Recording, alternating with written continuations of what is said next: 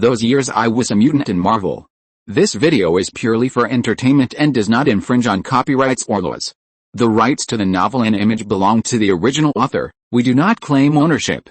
Don't like waiting and want to listen to this fanfic in full now? Subscribe to our Patreon, where you'll find the best fanfics. Chapter 1, Fighting Cage. This is a city in northern Alberta. Several days of heavy snow have turned this city into a world of ice and snow without a speck of dust. At this time, on the edge of the city, an unofficial arena is holding a gladiatorial fight that excites all the audience. A fight between mutants. In the dim passage, Wheeler waited quietly, observing the cage outside through the passage, listening to the shouts of the audience, and began to look forward to it. It seems that there are many spectators coming today, which also means that he will have a considerable harvest. Let us welcome the new challenger. The prince who guards the light. Light explosion. Listening to the introduction of the referee outside, Wheeler's mouth twitched. Prince? Light explosion? This is the nickname that the host gave him temporarily, and he himself wanted to complain. Light explosion. Light explosion. Light explosion. Listening to the enthusiastic shouts of the audience, Wheeler stepped out of the dim passage and walked into the huge iron cage representing the arena. Handsome face, slender and even slightly thin figure. Seeing Wheeler coming out, the shouting gradually weakened, and then there was a booing. Such a person is not suitable to appear in the arena. This pretty boy will be beaten by the beast. He is definitely not his opponent. That is a beast. Haha. I like to see the pretty boy being beaten the most. Listening to the voices of the audience, Wheeler's expression was indifferent. Ahem. The guest referee cleared his throat and said in a contrived low voice, "Now, let us welcome the king of the arena, the wild beast, Wolverine, who has won 7 games in a row." As soon as the voice fell, Wolverine, with his upper body naked and a cigar in his mouth, walked into the duel cage from the opposite passage and stood opposite Wheeler. Wheeler observed his opponent, only to see Wolverine's eyes blank, but from time to time, a fierce look flashed in his eyes, like a wolf that was confused but could show its fangs at any time and tear the enemy to pieces. Seeing that both sides had already entered the ring, the referee, who was only responsible for shouting start and end in this unlimited fight, walked away quickly. He didn't want to be torn to pieces by the mutant monsters because he was a step slower like his previous referee. Noticing Wheeler's gaze, Wolverine took a puff of his cigar, his eyes full of indifference. Wheeler raised his eyebrows and hooked his finger at Wolverine. "Big dog. Come." Instantly, Wolverine's indifferent eyes flashed with anger. "Humph." Wolverine snorted coldly and flicked the cigar in his hand towards Wheeler, and he himself pounced on him like a beast. The cigarette, but with a flashing red light, fell on Wheeler's face. Wheeler dodged sideways and grabbed Wolverine's arm with both hands, with a faint blue light flashing in his eyes. Wolverine was slightly startled, and then, amid a cry of surprise, he was thrown out by Wheeler. Boom. Wolverine hit the iron net, and the whole fighting cage shook twice. Seeing this, the entire arena was silent, and everyone looked at Wheeler in the duel cage in disbelief. What a joke. This pretty boy actually threw the beast out. Does he have so much strength? Fuck, Wolverine cursed, got up from the ground and rushed forward madly. But Wheeler dodged again with a smile, then grabbed Wolverine's arm again and threw him out. Boom. Wolverine hit the iron net again and fell to the ground. Damn it, Wolverine got up from the ground again, rushed forward with a red face. But boom. Without a doubt, he flew out again. After several consecutive times, Wolverine was extremely angry, and the audience became numb. "I'm going to kill you." Wolverine rushed towards Wheeler like crazy. And this time, he stretched out his claws, the indestructible adamantium claws. Seeing this scene, the audience was boiling. This is what they want to see. They are eager to see the bloody scene, eager to see the claws tear everything in front of them. Wheeler's face was sullen, and the blue light in his eyes kept flashing. He quickly retreated, and kept dodging the deadly claws amid the exclamations of the audience. 1 step, 2 steps. Soon, Wheeler had nowhere to retreat. Seeing that Wheeler was about to be torn to pieces by the claws of the adamantium, the arena suddenly became quiet. The audience, who were eager for blood, held their breath, waiting for the scene of blood splashing. At this moment, several playing cards slipped from Wheeler's sleeves and were held in Wheeler's hands. With a slight wave of his arm, the playing cards flew towards Wolverine with a dangerous breath. Wolverine didn't care. Not to mention playing cards, even if it was a cannonball flying towards him, he dared to use his face to hit it. But when those playing cards flashing with blue light fell on Wolverine, his face changed, and he was really like being hit by a cannonball. In the explosion, he was blown away. The arena was quiet for a moment, and all the audience looked at Wheeler in surprise, with playing cards floating on his palm. Is this his ability? Paw! Logan got up from the ground, spit out a mouthful of blood, roared and rushed up again. Seeing this scene, the audience became excited again. Knowing no fear, not afraid of injury, and not knowing how to retreat, this is why they like this beast. But it's over, Wheeler said lightly, and with a flick of his arm, playing cards bombarded Wolverine at a very fast speed, and while blasting him away again, Wheeler's eyes were completely occupied by blue energy. Then he crouched on the ground and pressed his hands hard on the ground. The blue energy was injected into the ground crazily. When Wolverine was about to fall to the ground cracked, and blue energy appeared under Wolverine like a vine growing wildly. Boom! With a loud noise, it seemed that the ground of the arena was shaken, and Wolverine was directly blown to the top of the dual cage in the blooming blue rose. Click! Wolverine fell to the ground after being knocked unconscious by the explosion. Suddenly, the entire arena was so quiet that you could hear a pin drop.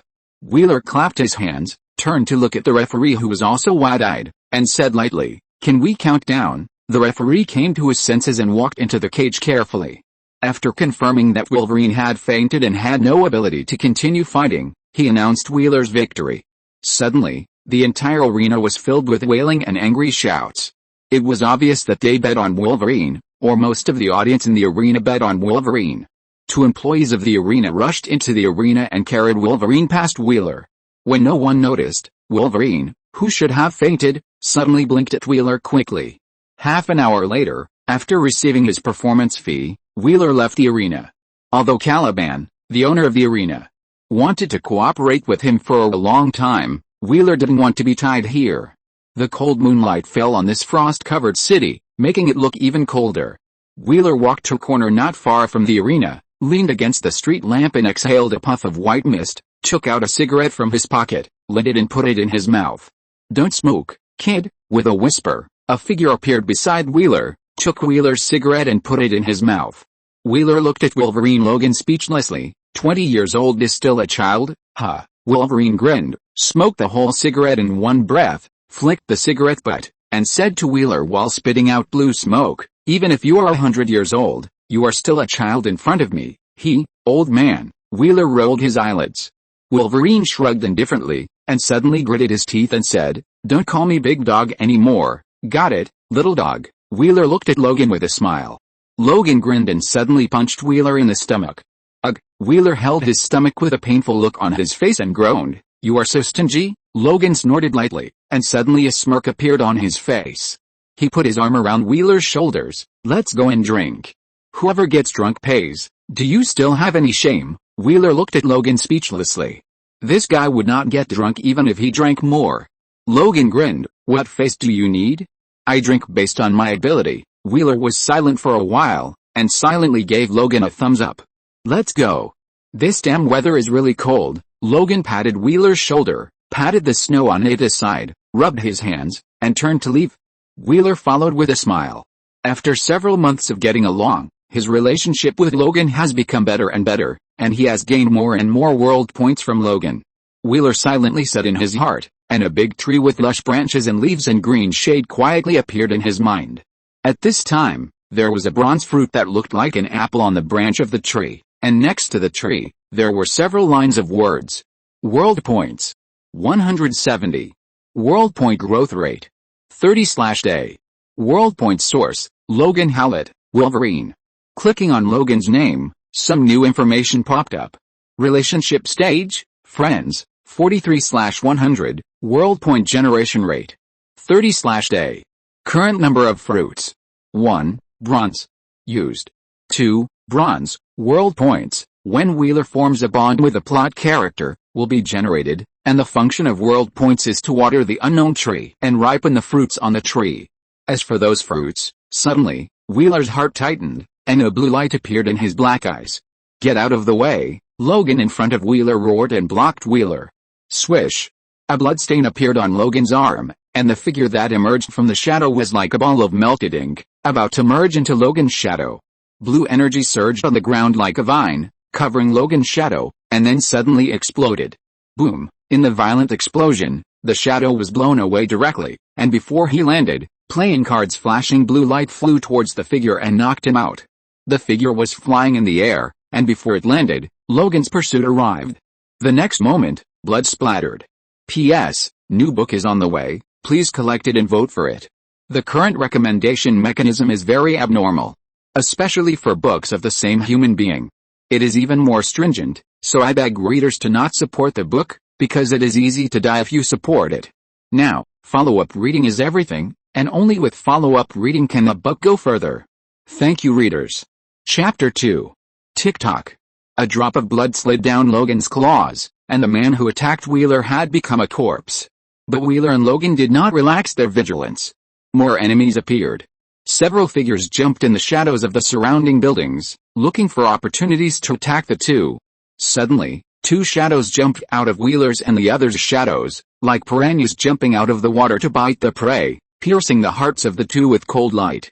A fierce look flashed in Logan's eyes, and he moved his body to avoid the vital points, and the adamantium claws swept towards the opponent's neck with a more ferocious attitude. 3 blood marks appeared on the enemy's neck, and the sharp blade that pierced Logan's heart only left a quickly healing wound on his body. Bang! Bang! In a series of explosions, another enemy was blown away by the poker cards one by one. When he landed, the poker cards flashing blue light fell on the enemy like rain, blasting him into the ground. Wheeler looked at the fast-moving shadows coldly, without any emotional fluctuations. During this time of traveling through time, under the pursuit of these enemies and Logan's guidance, he has become accustomed to fighting and killing. Be careful, they are coming, Wheeler said coldly as he looked at the shadows that suddenly disappeared, and cards slipped from his sleeves one by one, like dancing butterflies surrounding him. Logan nodded and paid attention to the two of them. The next second, ripples appeared in the shadows of Wheeler and Logan and the shadows around them, and shadows rushed towards the two. Wheeler swung his palm, and playing cards flew around, while Logan roared and pounced on an enemy. Hiss hiss! Suddenly, dancing lightning fell from the sky, like a group of surging silver snakes, falling on the shadows continuously, making them freeze in place. Paralysis, smoking in just a few seconds, all the shadows turned into charcoal. Wheeler looked at the slowly falling figure, his eyes flickered. Is it her? Surrounded by lightning and breeze, the woman looked like a storm goddess descending from the sky. Her black leather jacket wrapped her exquisite body, and her long white hair was a face with delicate features. As she gradually stopped her power, her eyes, which looked like white jade, gradually returned to normal. Storm Girl, Ororo. Logan shook his hand, which was numb from accidentally touching the lightning, and stared at Ororo.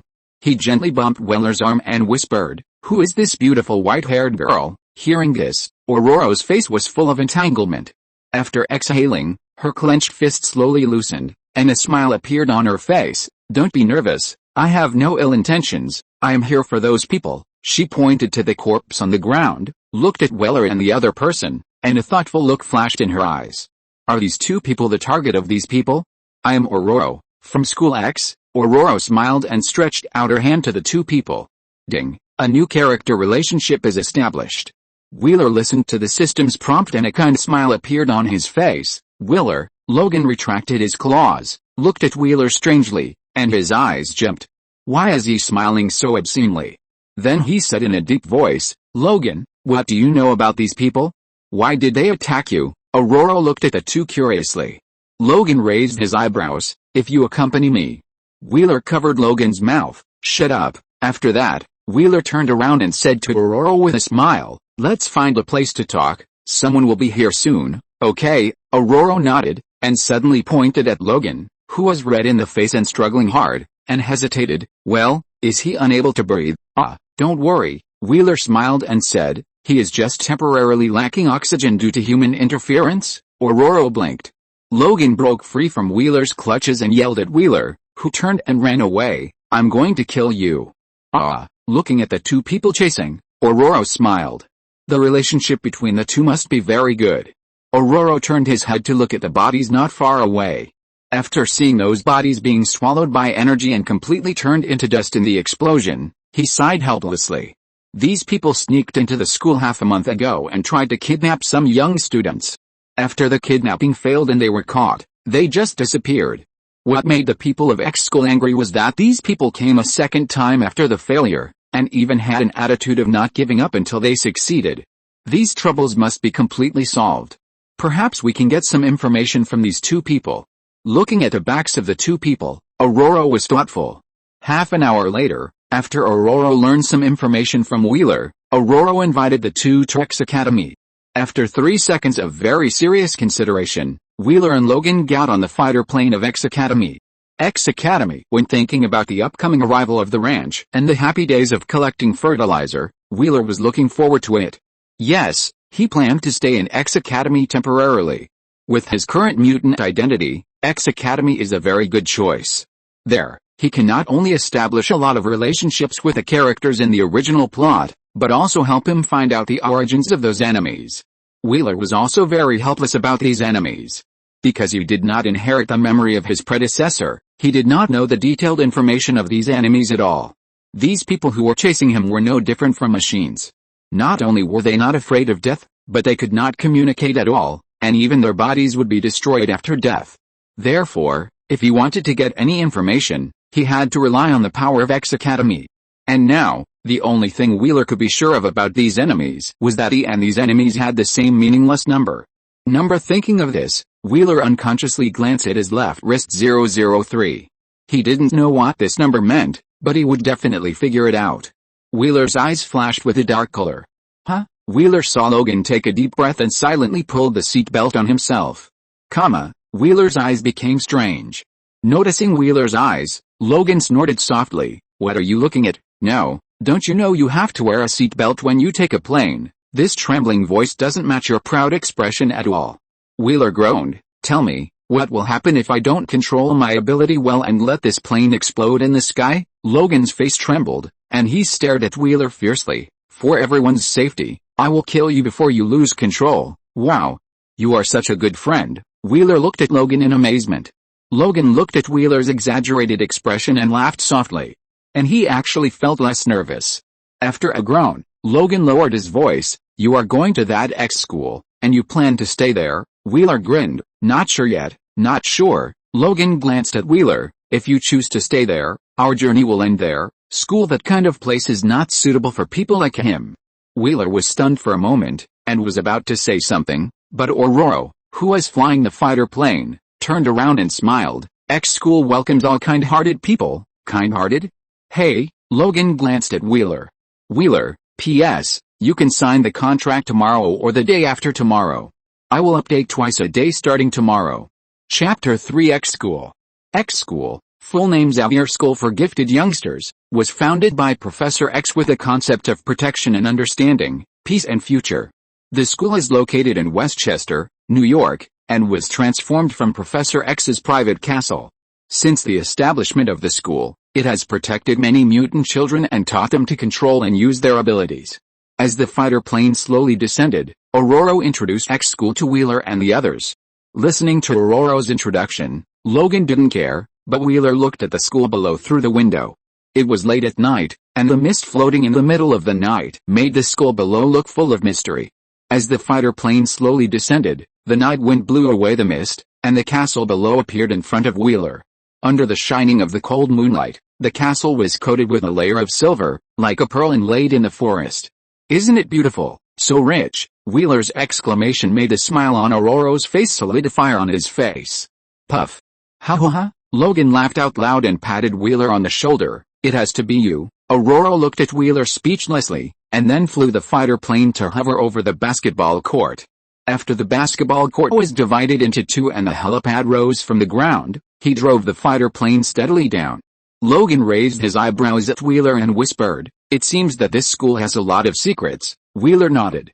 After a few seconds, the slowly descending helipad disappeared on the basketball court with the fighter plane.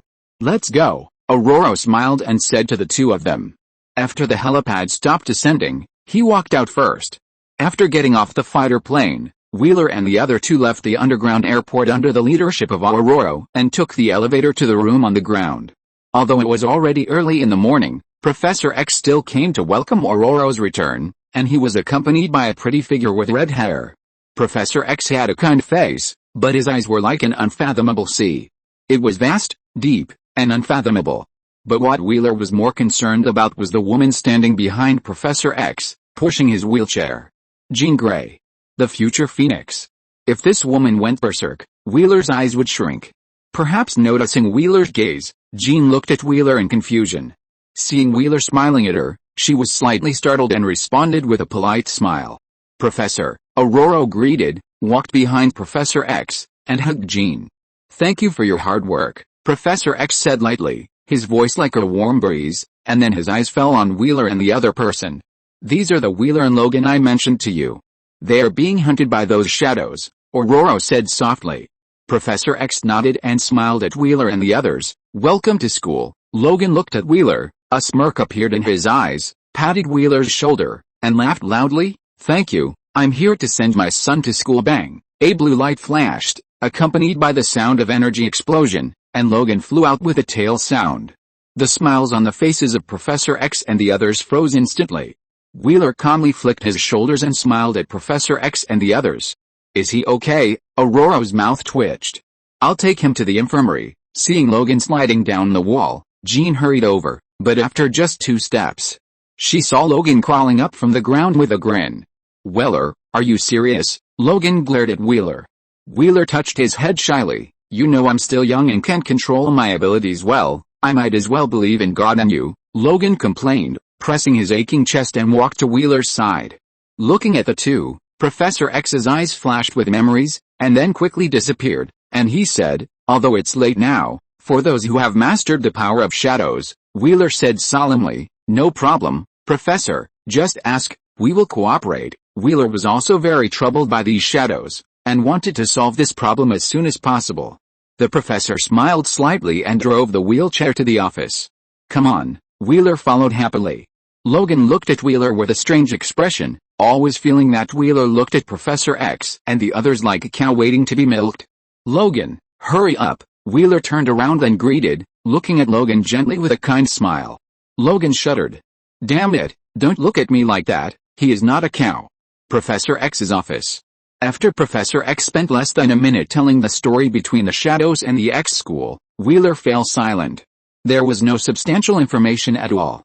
So far, the people in the school only know that the shadows target the children in the school, especially those with special abilities or great potential. There is no other information. Of course, the school has captured those shadows more than once and asked Professor X to try to read information from their heads, but what shocked Professor X was that these people had no memory at all, only one instruction.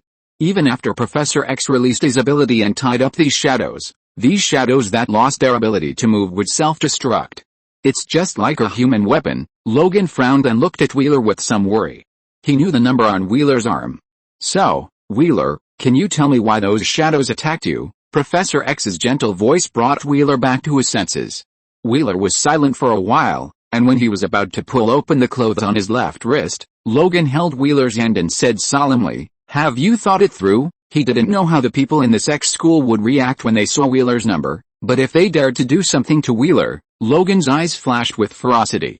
Wheeler was startled for a moment, then smiled faintly, gave Logan a reassuring look, and rolled up his left sleeve. 003. Looking at the conspicuous number, the 3 people from School X looked solemn, because those shadows all had a uniform number on them. 035. Professor, Jean looked at Wheeler and Logan warily. Ororo narrowed her eyes and was also ready for battle. She brought these 2 people with her. If anything went wrong, Ororo's heart would be lifted. Don't be nervous, Wheeler put down his sleeves. I also want to figure out what the number on me means, and why those shadows are chasing me. What do you mean? Ororo raised his eyebrows handsomely. After a pause, Wheeler gently nodded his head. I have lost a lot of memories, about these numbers, about the past, about who I am, and what my identity is, so, sorry, I can't provide more information, because those memories belong to the predecessor, not him at all. Looking at the smile on Wheeler's face, Jean and Ororo looked at each other. They didn't know whether to believe Wheeler, so they looked at Professor X. Professor X still had a gentle smile on his face. My intuition tells me that what you said is true. After a pause, Professor X said, my ability is telepathy. Maybe I can help you find your memory, but it will also let me see your secret. If you need my help, I'm happy to help. Wheeler was stunned for a moment, then smiled and said, I think it's good now. For me, from the moment I lost my memory, I have a new beginning. Looking at the smile on Wheeler's face, everyone felt the carefreeness that came from his bones at this moment, but Logan was thoughtful. Professor X looked at Wheeler with appreciation, then, X School welcomes you, P.S. Please recommend. Please collect. Chapter 4 Decision. Wheeler looked at the tree in his mind and felt relieved. World points. 170. World point growth rate. 45/day. World points sources. 4. Logan Howlett, Wolverine. Relationship stage, friend, 43/100, world point generation rate. 30/day. Charles Xavier, Professor X, relationship stage, stranger, 5/100, world point generation rate. 5/day. Jean Grey, unawakened, Phoenix, relationship stage, stranger, 5/100, world point generation rate. 5/day. Ororo Monroe, Storm, relationship stage, stranger, 10/100, world point generation rate. 5/day. Current number of fruits. 1. Bronze. Used. 2. Bronze, producing fat pool for him. There are 2 more people with world points. However, what Wheeler doesn't understand is why he didn't establish a relationship with Caliban before. Did he not meet the criteria for being a plot character? Or did Caliban never want to establish any relationship with him? Wheeler couldn't be sure of this.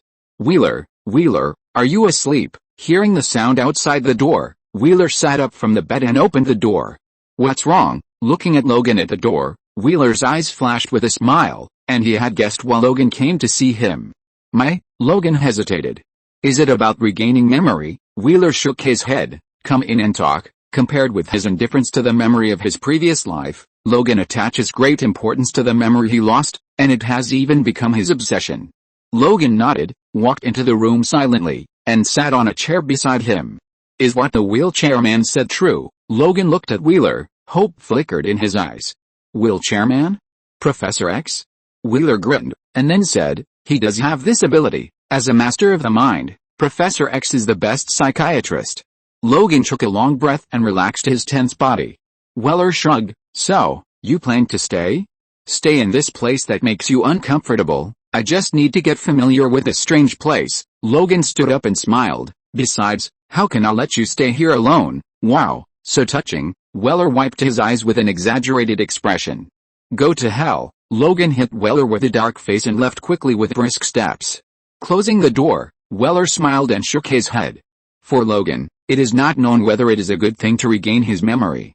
In the early morning, the strands of sunlight were like golden silk threads, passing through the light clouds and falling on X School, waking the children from their sleep. Ororo, wearing a black women's suit, walked in the castle building of the school, greeted the children passing by, and walked towards Wheeler's room. Knock knock. Knocking on Wheeler's door, Ororo's eyes flashed with expectation. What will he choose? Stay or leave? Of course she hopes that the other party will stay, and it would be best if both of them stay. Both Wheeler and Logan have rich combat experience, and the school lacks such teachers. The most important point is that Professor X said that they are good. After waiting for a few seconds, there was no movement in the room. Ororo raised his eyebrows in confusion and knocked on the door again. Looking for Wheeler? He's out. Logan, who lives opposite Wheeler, opened the door with his toothbrush in his mouth. Ororo turned around and looked at Logan, who was only wearing a pair of big shorts and had a muscular body. Ororo looked at Logan generously, and did not hide her appreciation of this body. Nice figure. Logan grinned. Even better physical strength. Do you want to try? Ororo raised her eyebrows slightly, and a little electric light appeared on the tip of her finger. She flicked it lightly and landed on Logan. Logan's body was numb, and he made a comfortable hum, but accidentally swallowed the toothpaste in his mouth. Fuck, Logan cursed in a low voice, but Ororo smiled and turned away. Hey. Ororo, Wheeler and I have decided to stay, Logan called out to Ororo's back, and after seeing Ororo waved, he looked down at the small tent. Hey, it's not so boring here. After saying that, Logan hummed a happy tune and turned back to the room. At the same time, in the campus of X School, Wheeler stood on the campus, watching the energetic children walking into the campus in the sunshine, smiling very happily. Wheeler was very sure that it was impossible for all of these people to provide him with world points. But this did not affect his current happy mood, because he had seen several familiar people who could provide him with world points without any accident. So, he greeted them with a smile facing the rising sun. A few minutes later, when Ororo found Wheeler on the school playground, Wheeler had already developed a new mind point as a new student. I spin Bobby. As one of the mutants with the greatest potential in X school, Wheeler had already been included in the contact list. Ororo looked at the two people who were talking harmoniously with some surprise. Wheeler, she called out, walked towards the two, and reminded them with a smile, Poppy, class has already started. Poppy touched his head embarrassedly. I was so happy chatting that I forgot the time. I'm going to class right away. He patted Wheeler's shoulder and smiled, let's chat more. I'm leaving first. Ororo watched Poppy leave and said to Wheeler, not bad. You made new friends so quickly. Wheeler smiled faintly, everyone here is very nice. Poppy is a good kid, don't teach him bad things. I'm a good kid too, haha. This is not funny at all. Ororo put away his smile and his face became serious. Since you plan to stay in school, what are you good at? Good at. Wheeler frowned. Making friends. Ororo pressed his eyebrows. That's the discussion of human relationships. Can it be summarized like this? Wheeler secretly gave Ororo a thumbs up. That's it, you will start teaching those children tomorrow. Wait? Wheeler asked in surprise. Teach them? What else? I'm only 20 years old. I'm still a child. I'm still a student. Ororo looked at Wheeler speechlessly. Are you serious? Wheeler nodded with certainty. He was not a teacher at all. Ororo pressed his brows with a headache. I see, come with me, I'll arrange it for you. Wheeler followed happily. Ororo and Wheeler walked in the vibrant campus, introducing the X school while visiting the school. The full name of the X school is Xavier's School for Gifted Youngsters. It was founded by Professor X. Jean and I were the first students of Professor X, and now we have become new teachers. There are many reasons for these children to come here, but as long as they come here, they will have a new beginning. Although there are children of all ages in the school, there are actually not many of them. The school is not only about mutants. With Ororo's introduction, Wheeler got a better understanding of the X school. First, I'll take you to get familiar with the school environment. Then you can look at the school's curriculum and tell me the subjects you are interested in. No problem. When can I start the class? Wheeler couldn't wait to open a new resource point. If you want, you can go anytime. Ororo looked at Wheeler strangely. So active in class. If only all the children in the school were like this. I'm a good kid. Wheeler smiled sincerely. Ororo rolled his eyes, suddenly lowered his voice, and licked his lips gently. There are some things I want to ask you. What? About Logan. P.S. Please recommend. Please collect. Chapter 5. Please give examples. After choosing his courses, Wheeler walked out of Ororo's office with a playful expression. Logan is so good, he has met Ororo's eyes so well. Hey. Wheeler, seeing Wheeler walk out of the office, Bobby, who was standing at the door, greeted him. Teacher Monroe asked me to take you to class. Wheeler came back to his senses and smiled at Bobby. Thank you for your help. He couldn't wait to meet those dear classmates. By the way, has the teacher assigned you a dormitory? There is an empty bed in our dormitory, Bobby asked in a low voice. Wheeler patted Bobby on the shoulder. Thank you, I will live alone for the time being. Live alone? Bobby's face was full of envy. Don't be envious, this is not a good thing, not a good thing. Bobby guessed. Is it because of your ability? Wheeler said mysteriously. Do you know those shadows that attacked the school? Bobby's expression was stern. Of course I know. He was one of the people who were attacked, but the school reacted quickly, and those shadows were immediately controlled by the professor. Wheeler patted Bobby's shoulder heavily. So, I can't bring trouble to you. Bobby was stunned for a moment, and said worriedly, you are alone, is it okay? Relationship points plus 15. Bobby is really a good boy. Hearing the system prompt, Wheeler's smile became brighter. Don't worry. Aren't there teachers and professors? Bobby nodded, obviously very confident in the school. Soon, the two chatted all the way to a classroom. This is the language classroom, which is in charge of Professor Hank. He teaches foreign languages of different countries every morning. Hank? Beast Hank, Wheeler said with some interest. Yes, but he prefers others to call him Professor Hank, Bobby reminded quietly.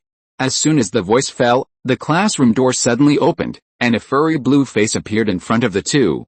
Sorry, Kids, I didn't mean to listen to your conversation, it's just that Hank pointed to his ears. My hearing is too good, Bobby hurriedly said. Sorry, Professor. Hank nodded, pulled down his glasses on the bridge of his nose, squinted his eyes and looked at Weller. You are the kid who came back with Ororo yesterday. The black suit bound his strong body, and the exposed skin was covered with the blue hair.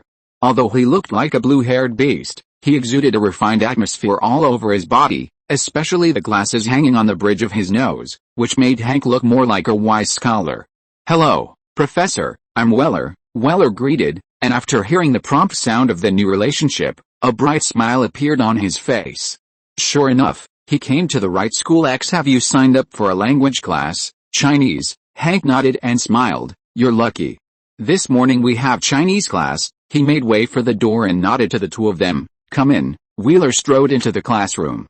Bobby nodded to Wheeler and returned to his seat. There were only 3 students in the classroom besides him and Bobby, but Wheeler had no impression of any of them. What surprised him was that one of the 3 was a yellow-skinned Asian girl. These 3 people didn't appear in the plot?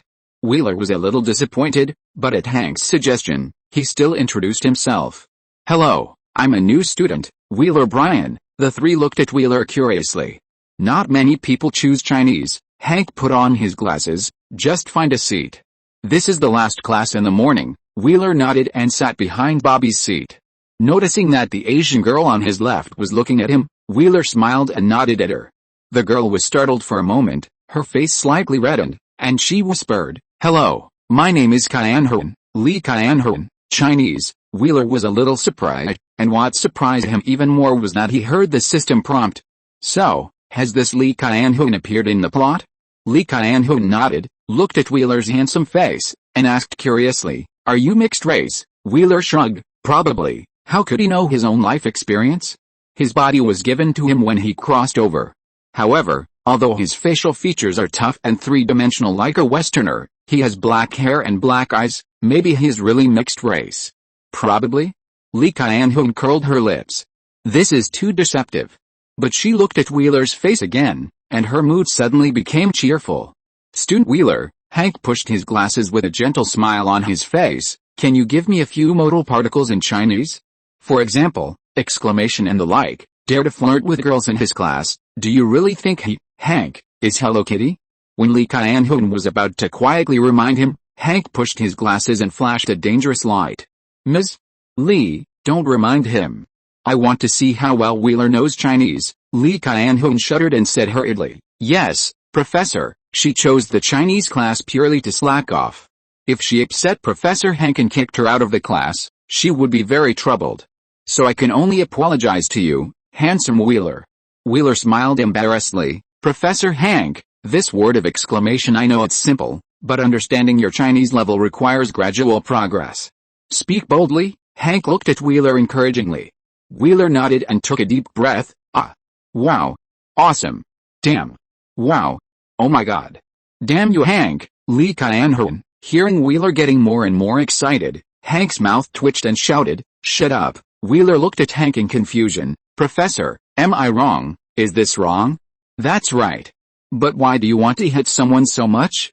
Yes, but these words. Hank pinched his eyebrows, and the facial features seemed to be entangled together. Professor, is there anything more difficult? Wheeler raised his chin, looking like he had been praised, and his confidence increased. Hank tentatively said, If you can say it to praise someone, just sit down. Seeing Wheeler take a deep breath, Hank hurriedly changed his words. Ahem. Wheeler was choked and sat down in the surprised eyes of several people. Bobby turned around and gave Wheeler a thumbs up, and whispered in Chinese, Awesome, awesome. He remembered that he said this, right? Wheeler, fortunately you didn't say anything else. While Hank was lecturing, Wheeler looked at the new record in his mind and was very surprised. World points. 200. World point growth rate, 60/day. World point source. 7. There are 3 more mines than yesterday, namely Iceman Poppy, Fireworks Li Qianhuan, and Beast Hank. This is really a blessed place. P.S. Please read and recommend. Chapter 6. What did you do? School, cafeteria. Hey. Wheeler. Here. Bobby waved to Wheeler. Wheeler walked over with a plate and sat opposite Bobby with a smile on his face. Student life is great, and it's a different feeling to experience it again, but Wheeler glanced at his plate. French fries, salad, pork chops, hamburgers perhaps, he should give Professor X some advice. You're here. Wheeler had just sat down when Lee Kyan-hoon happily trotted over and sat next to Wheeler. Where are you going to slack off in the afternoon? Lee Kyan-hoon asked curiously. After the Chinese class just now, she, who liked to slack off, could tell at a glance that Wheeler was her kind. Afternoon. Wheeler thought about her schedule. It seems to be ability control. The most different thing about X school and ordinary schools is this course. The control of mutant abilities. This course is very important in X school, and every child will choose this course. Oh, I'm math. Lee Kyan-hoon was a little disappointed. I can't slack off with Wheeler. Of course, it is best to have a companion when slacking off. Bobby said happily, I am also taking the ability control class. He was very curious about Wheeler's ability, and perhaps he could see Wheeler's ability in this class.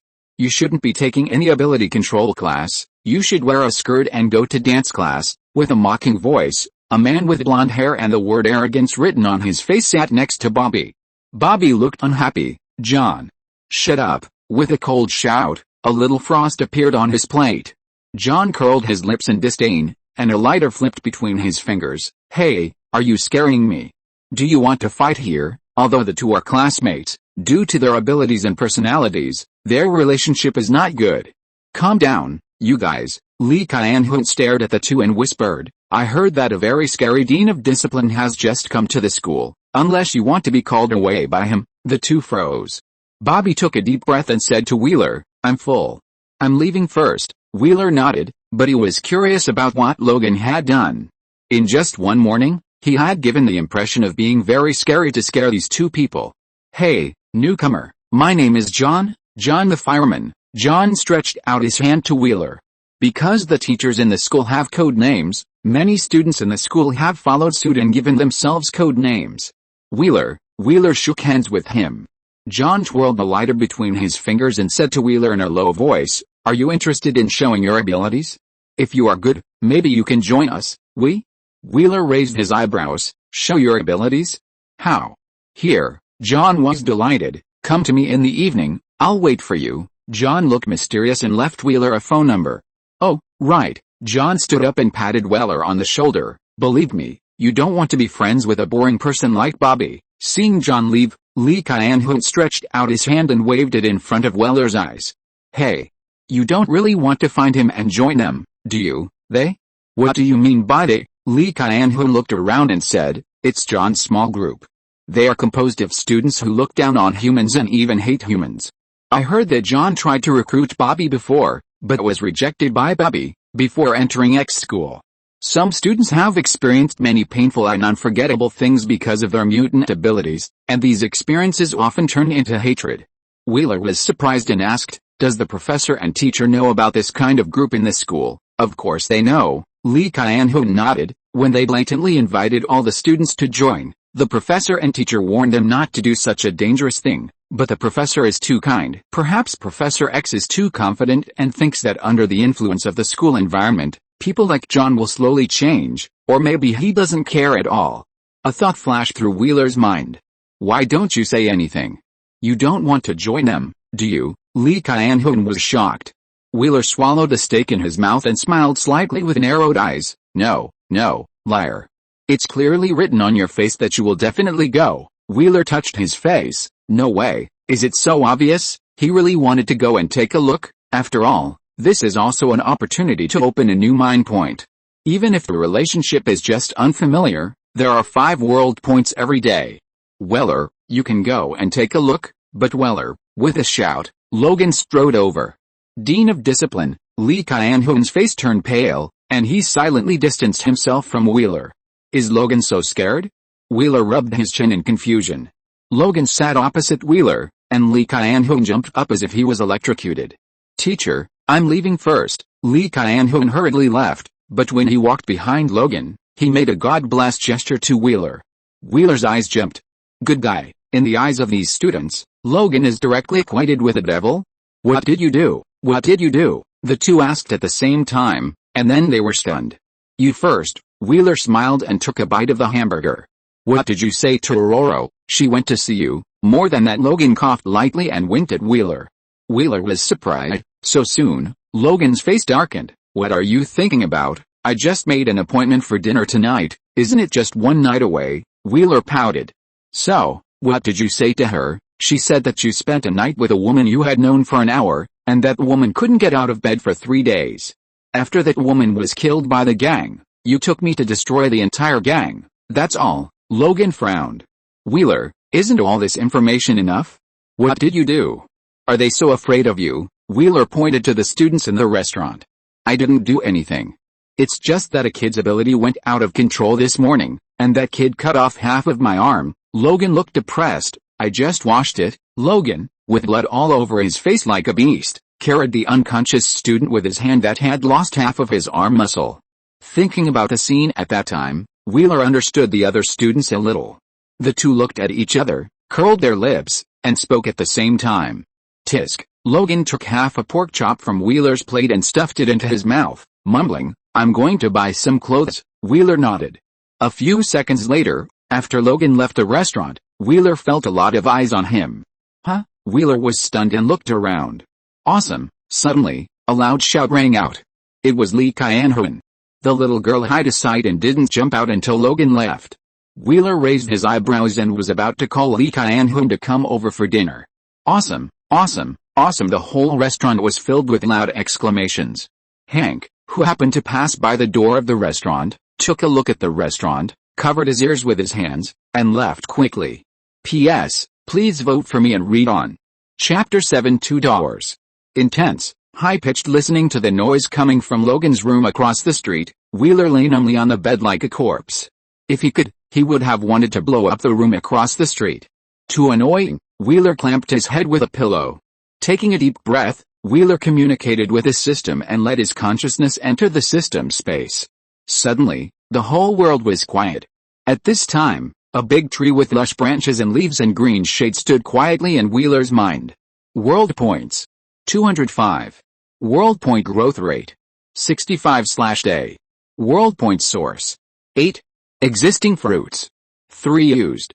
2. Bronze. After just 1 day in X school, his world point source has expanded to 8. In addition, his relationship with Logan has also increased from friends, 43 out of 100, to 55 out of 100. 200? Wheeler smiled happily. Wait, are those new fruits? Wheeler looked at the 2 new fruits that appeared on the branches of what he called the world tree, and his eyes were filled with surprise. What made him even more excited was that one of the 2 fruits was bronze, and the other was a silver fruit that he had never seen before. There were 3 fruits hanging on the world tree at the same time, and Wheeler actually felt the joy of an upcoming harvest.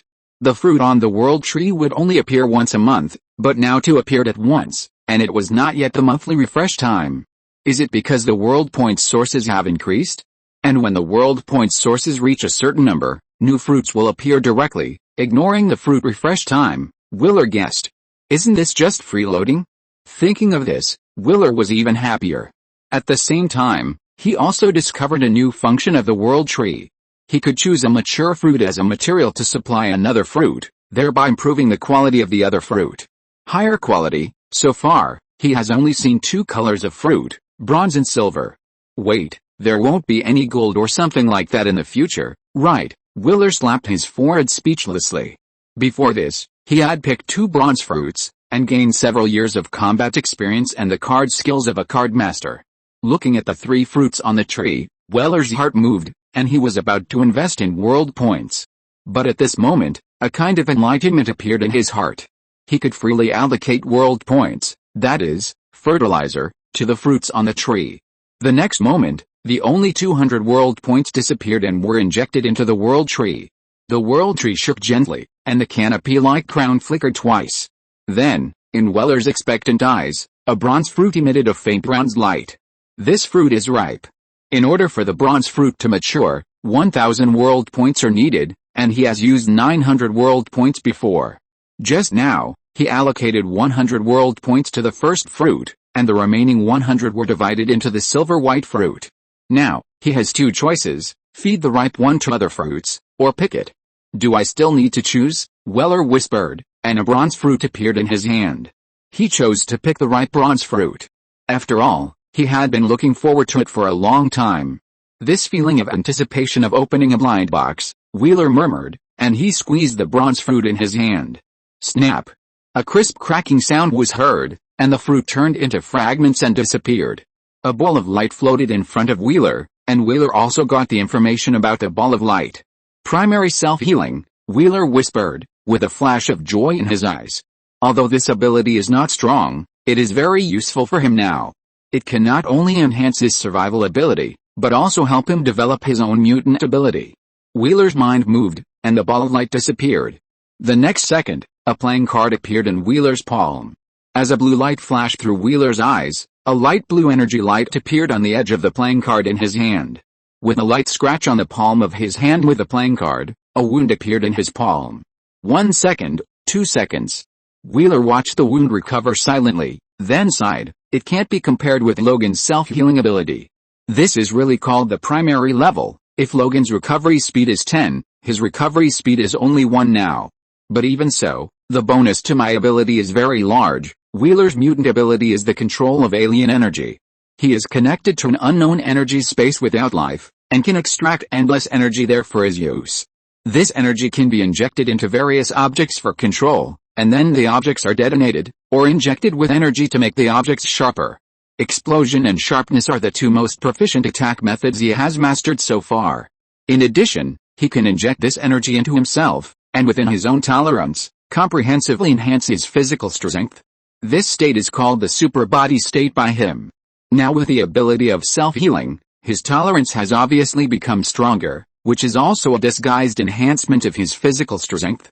Wheeler's eyes flashed with blue light, and more energy than usual was extracted and injected into his body. Tearing and shattering, as if every cell in the body was groaning in pain. Keep going. Wheeler didn't waver at all, and only stopped injecting energy when the energy was increasing, and he was about to be unable to bear it. At this moment, Wheeler's body was constantly being damaged by the energy injection, but under the effect of self-healing ability, his body was also recovering rapidly, and the two reached a relative balance. It's about 3 times more than before, but if you want to fight, it's best not to reach this saturation state, Wheeler silently estimated and got familiar with his enhanced body. After a while, after he got familiar with his body and lifted the super body state, Wheeler found something that surprised him. His body became stronger. Although it was not obvious, it was indeed stronger than before. Wheeler's eyes flashed with blue light, and he entered the super body state again. Sure enough, the energy I can bear is a little more than before, so, after entering the full power super body state, his body was also being tempered by energy, and then became stronger? Realizing this, a smile broke out on Wheeler's face. Not only that, I feel, as Wheeler murmured, blue energy condensed in his palm. Suddenly, Wheeler entered the super body state directly. His eyes turned blue under the effect of energy. As the energy condensed in his palm dissipated, he casually grabbed the stack of playing cards beside the bed. With a casual wave of his hand, the playing cards were injected with energy, and they floated around Wheeler like fluttering butterflies. A shadow jumped out of the darkness of the room, holding a sharp dagger, and stabbed Wheeler's back. With a flick of his finger, 2 playing cards fell on the shadow and blasted it away. The shadow was blown to the corner of the wall and merged into the shadow. The next moment, another shadow appeared in front of Wheeler. When several playing cards flew towards each other, the shadow suddenly opened his hand and pushed Wheeler hard. Boom! A shock wave directly destroyed the flying playing cards, fell on Wheeler, who was full of surprise, and blasted him away. Bang! Bang! With 2 explosions, Wheeler fell into the opposite room with the 2 doors that were blown away. Wait, 2 doors? P.S. Please read and vote for me. Please collect. If you're listening to this novel on a channel other than Fanfic World, it means they downloaded and uploaded it without effort. We cordially invite you to visit our channel, Mundo Fanfic Novelis. There you'll find the original version of this story and you can explore many other novels of various genres. We're waiting for you to immerse yourself in a world of incredible novels. Chapter 8, Subtle Atmosphere. 2 doors? When Wheeler realized this, his body stiffened, but his head subconsciously looked at the bed in the room. Logan, with his eyes wide open, followed a gust of wind to cover the bed sheet that covered his graceful body. Wheeler was blown away by a shock wave again with an embarrassed face, and slammed into the wall. The next moment, Several enemies jumped out of the shadows and rushed towards the three people. Ororo snorted and flashed, and the angry lightning jumped in the room. "Fuck," Logan cursed, and stood in front of Weller without hesitation. Suddenly, the tense atmosphere became a little subtle.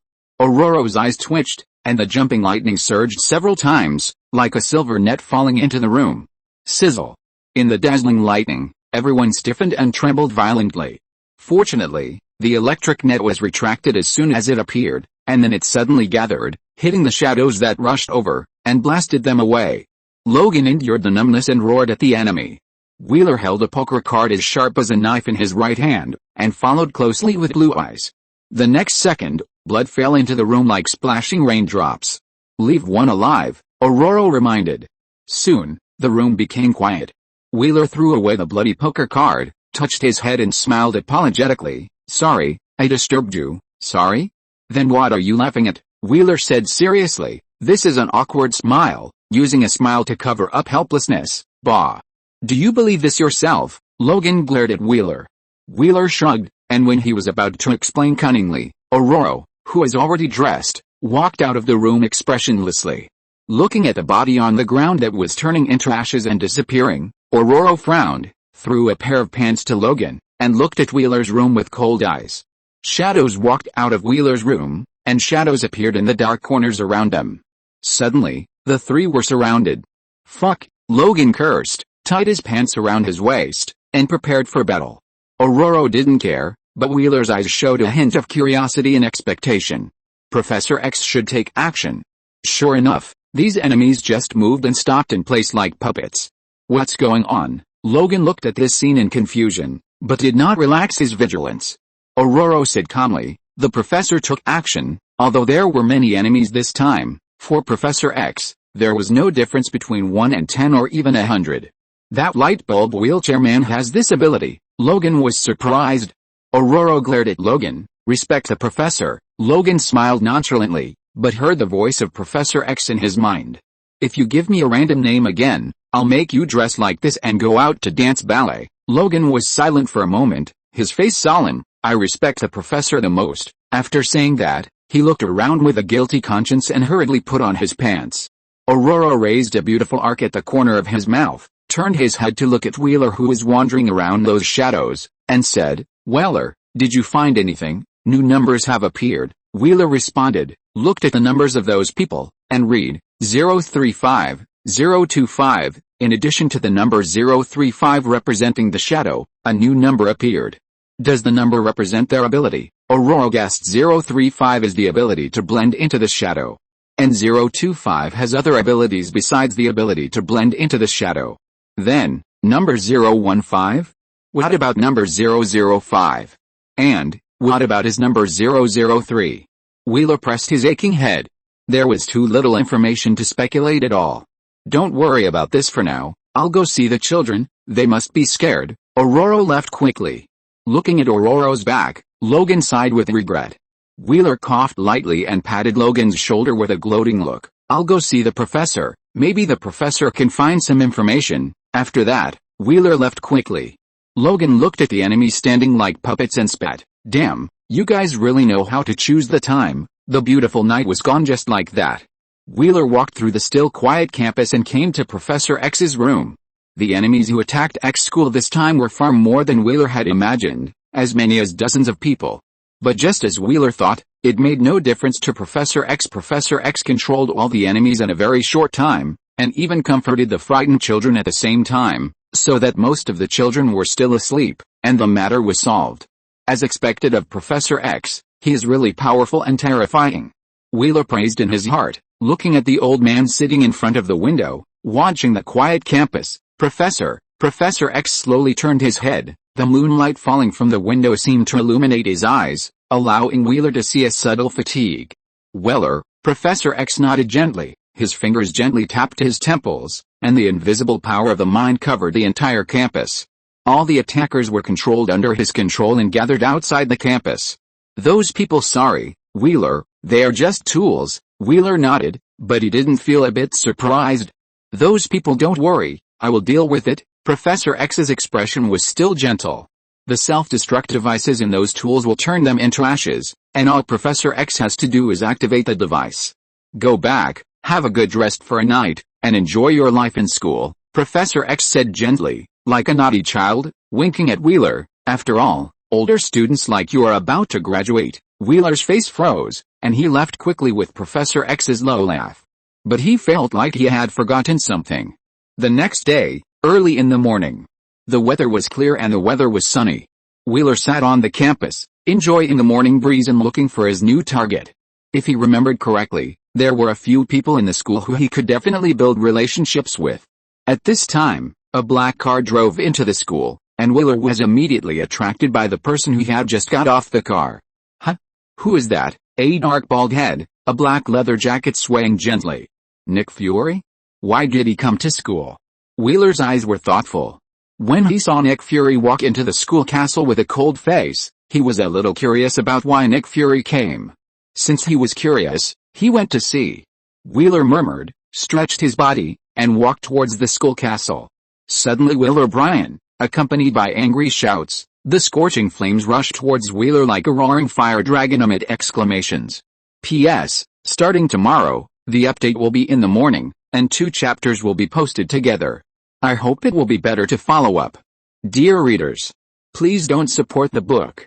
If you do, it might disappear in a flash. Please vote. Please read on. Chapter 9, really dazzling. Blue energy bloomed in his eyes, and Wheeler instantly entered the super body state, avoiding the flames coming from him. Fireman John? Wheeler frowned. You're crazy, am I crazy? John stared at Wheeler, the orange flames in his palms dancing restlessly. I'm fucking crazy. That's why I waited for you for hours. He felt like an idiot, waiting foolishly until midnight, becoming a joke in the eyes of the other members of the team. Wheeler patted his head. He just said he forgot something. Last night, after meeting Professor X, he went back to sleep. He promised John to show his abilities and consider joining John's group, but he didn't take it seriously, so he forgot. I forgot that, sorry. Wheeler walked past a fireman nonchalantly, but in his mind he was thinking about why Nick Fury came to school. John gritted his teeth and looked at Wheeler, the flames in his palms dancing wildly. Since you forgot, then show me your abilities now. The flames in his palms surged, and a fireball flew towards Wheeler. Wheeler casually threw out a playing card and collided with a fireball. Boom! With the explosion, the flames burst like fireworks. John sneered, not bad. The flames in his palm became more active. Wheeler frowned and was about to knock this irritable guy unconscious. Ding! The relationship changed and reached a new level of disgust, 10/100. Disgust? It was the first time Wheeler heard of this relationship. So, this is the enemy relationship route corresponding to the friendly side? And the world tree seemed to have changed. Wheeler looked at the angry John and raised the corners of his mouth slightly. If everyone in your team is at your level, then I was lucky not to waste my time last night. Disgust, 20 out of 100. Fuck. With John's angry shout, the flames swept in. At the same time, in Professor X's office, Professor X and Nick Fury sat opposite each other, and Jean Grey stood quietly behind Professor X after serving 2 cups of coffee. Nick Fury took a sip of coffee. No emotion could be seen in his one eye until he gently put down the coffee cup and a smile suddenly appeared on his face. Professor, I heard that the school was not peaceful last night. Do you need our help? Professor X was full of doubts. Not peaceful? Is it? No, Professor. The school has always been safe, Jean Grey replied with a smile. Safe? Nick Fury pointed to the window and raised his eyebrows. Does that count as safe? Fire, explosion. Professor X smiled. It's just the children playing. Jean Grey nodded. I'll ask them to play quietly. After saying that, she walked out quickly. Nick Fury stared at Professor X, but Professor X just smiled and drank his coffee, and had no intention of speaking at all. Damn bald head. Nick Fury cursed inwardly and could only say, Professor, I know that the school has encountered more than one attack during this period, and Scott is also investigating the origins of these people. Professor X did not respond, still smiling gently. Nick Fury continued, we can help you check these enemies, just for the safety of the children. Professor X sighed and finally put down the coffee cup. What do you want? How could this bald man be so kind? Nick Fury's face became serious. Help me find someone to see if he is still alive. If he is alive, help us rescue him. Who? Tony Stark. Boom. The flames that exploded scattered like fireworks. When the brilliant stream of fire fell to the ground, Wheeler had already grabbed the collar of the fireman. Looking at Wheeler's cold eyes, John was trembling with fear. Letting go of John, Wheeler smoothed the clothes on his chest and smiled. "It seems that you have calmed down." John nodded, and then his face turned red with shame and anger. "What happened last night? Did you do it on purpose?" Angry, furious, and a little aggrieved. "No, I encountered something and really forgot it." Wheeler spread his hands. John exhaled. "I know, since Wheeler said so, it should be true." In his opinion, Wheeler was the strong man who defeated him, and the strong man had no need to lie to a loser like him. Strong John looked at Wheeler, and his eyes slowly changed. He believed in the way of strength, he wanted to be a strong man, and he also admired the strong. Wheeler was stronger than him, if he could be pulled into his teaming. The relationship has changed. Hearing the system's prompt, Wheeler frowned. The relationship between the two has returned to the original strangeness. What's going on? Is the relationship just now temporary? Or is it because the relationship between John and him has really changed? If it has really changed, why was the fireman beaten? But Wheeler stepped back. Originally, he wanted to beat John violently to make the relationship return to disgust, but now it's better to stay away from this fire thing. "Are you done?" Suddenly, a familiar voice sounded beside Wheeler. "It's over," Wheeler answered and turned his head to see. Jean Grey was looking at the two with a stern face. Wheeler's heart skipped a beat, and he remembered his student status, so he pointed at John and said, "He hit me first." "Humph." John turned his head to the side. "Teacher Grey, I can prove that John was the first to hit me." Lee Kyan-hoon walked out of the crowd. Wheeler secretly gave Lee Kyan-hoon a thumbs up. "Righteous. Come to my office with me." Jean Grey pressed her eyebrows and turned to leave. Wheeler's mouth twitched. He was not going to write an inspection or something. If he had known not to be a student, why would he play with sentimental memories? "Let's go." John patted Wheeler's shoulder enthusiastically, as if what happened just now had not happened. "Stay away from me." Wheeler hurriedly ran towards Jean Grey. John's face froze. Jean Grey listened to the footsteps behind her and sighed helplessly. It's not easy to be a teacher, and it's even harder to be a teacher at X school, especially when facing problem students. "Jane, let Wheeler come to my office." Professor X's voice rang in Jean Grey's mind. Jean Grey was stunned. Now, if she remembered correctly, the head of the agent was still in the professor's office. "Yes, now, I know," Jean Grey responded, stopped, turned to Wheeler and said, "The professor wants to see you." "Is it because of what happened just now?" Wheeler asked in a low voice. "Who knows? Maybe." "Well, the professor is very serious," Jean Grey said expressionlessly, and after Wheeler turned and left with a depressed face, she couldn't help but chuckled. Wheeler rushed all the way to Professor X's office. "What does the professor want to see me about?" If it's about the battle with the fireman, he shouldn't call him alone. Is it because of Nick Fury? Thinking of the previous figure, Wheeler had the answer in his heart, raised his hand and knocked on the door. "Come in." Hearing the professor's voice, Wheeler pushed the door open and walked in. When he saw the two people sitting in front of the window, illuminated by the sun, he squinted unconsciously. This light is right. The light is so dazzling. Please read and vote. Chapter 10 Mission. "Professor," Wheeler greeted him, his feet seemed to be welded to the door. "Just now, John was the first to attack. I was just passively counterattacking. Of course, it's not right for me to do this. I will write a review and give it to you." "Well, I'll go back and write it now." Wheeler was about to leave the office. Professor X is looking for him now. It must be related to Nick Fury. He doesn't want to have anything to do with Nick Fury yet. This is a black hole of trouble. Huh? Can you open a new mine? Isn't it good to be the mine of the X school? "Wheeler, come here." Professor X waved his hand gently. "I have something else to ask you." Wheeler responded and walked over helplessly. "This is Director Fury, the director of SHIELD. Professor X introduced Wheeler, then turned to Nick Fury and said, "This is Wheeler Bryan, a very outstanding child in the school." "Child? Student?" Nick Fury frowned. "Are you serious?" Wheeler's eyes jumped, and he had an ominous premonition in his heart. Professor X smiled and nodded. "He still needs some training, but aren't there people from your shield going with him?" "Students? Training? Is this training the second generation of X-Men?" Nick Fury suddenly realized, and then said, "Contact me anytime when you are ready." As he said that, he stood up and stretched out his hand to Wheeler. and a smile appeared on his cold face. "Wheeler, we will see each other later, goodbye, Director Fury." Wheeler nodded, and after Nick Fury left, he said to the professor helplessly, "Professor, I just came to school. 1 day, 1 year, or even longer, it makes no difference to me.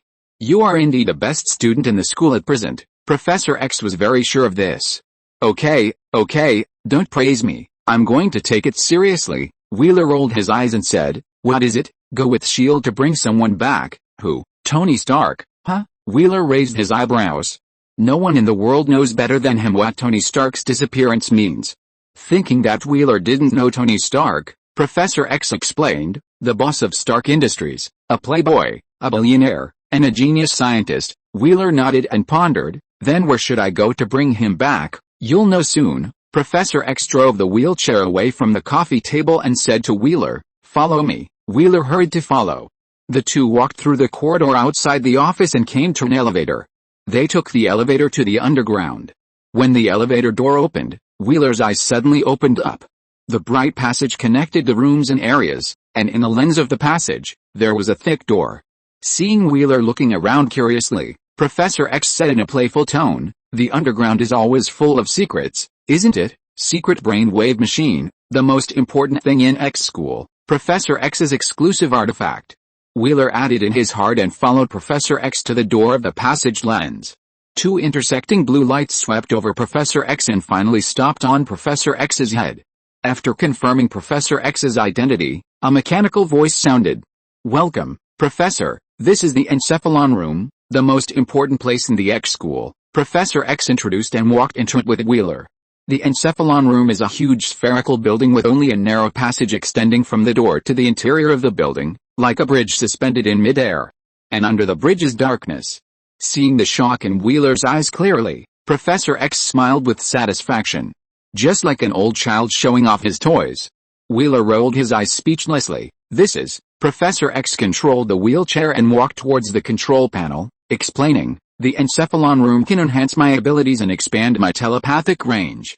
This is why Nick Fury came to me." Therefore, Nick Fury only knew that the Encephalon machine could expand the sensing range to find people, and had no idea to what extent Professor X's abilities would be enhanced with the help of the Encephalon machine?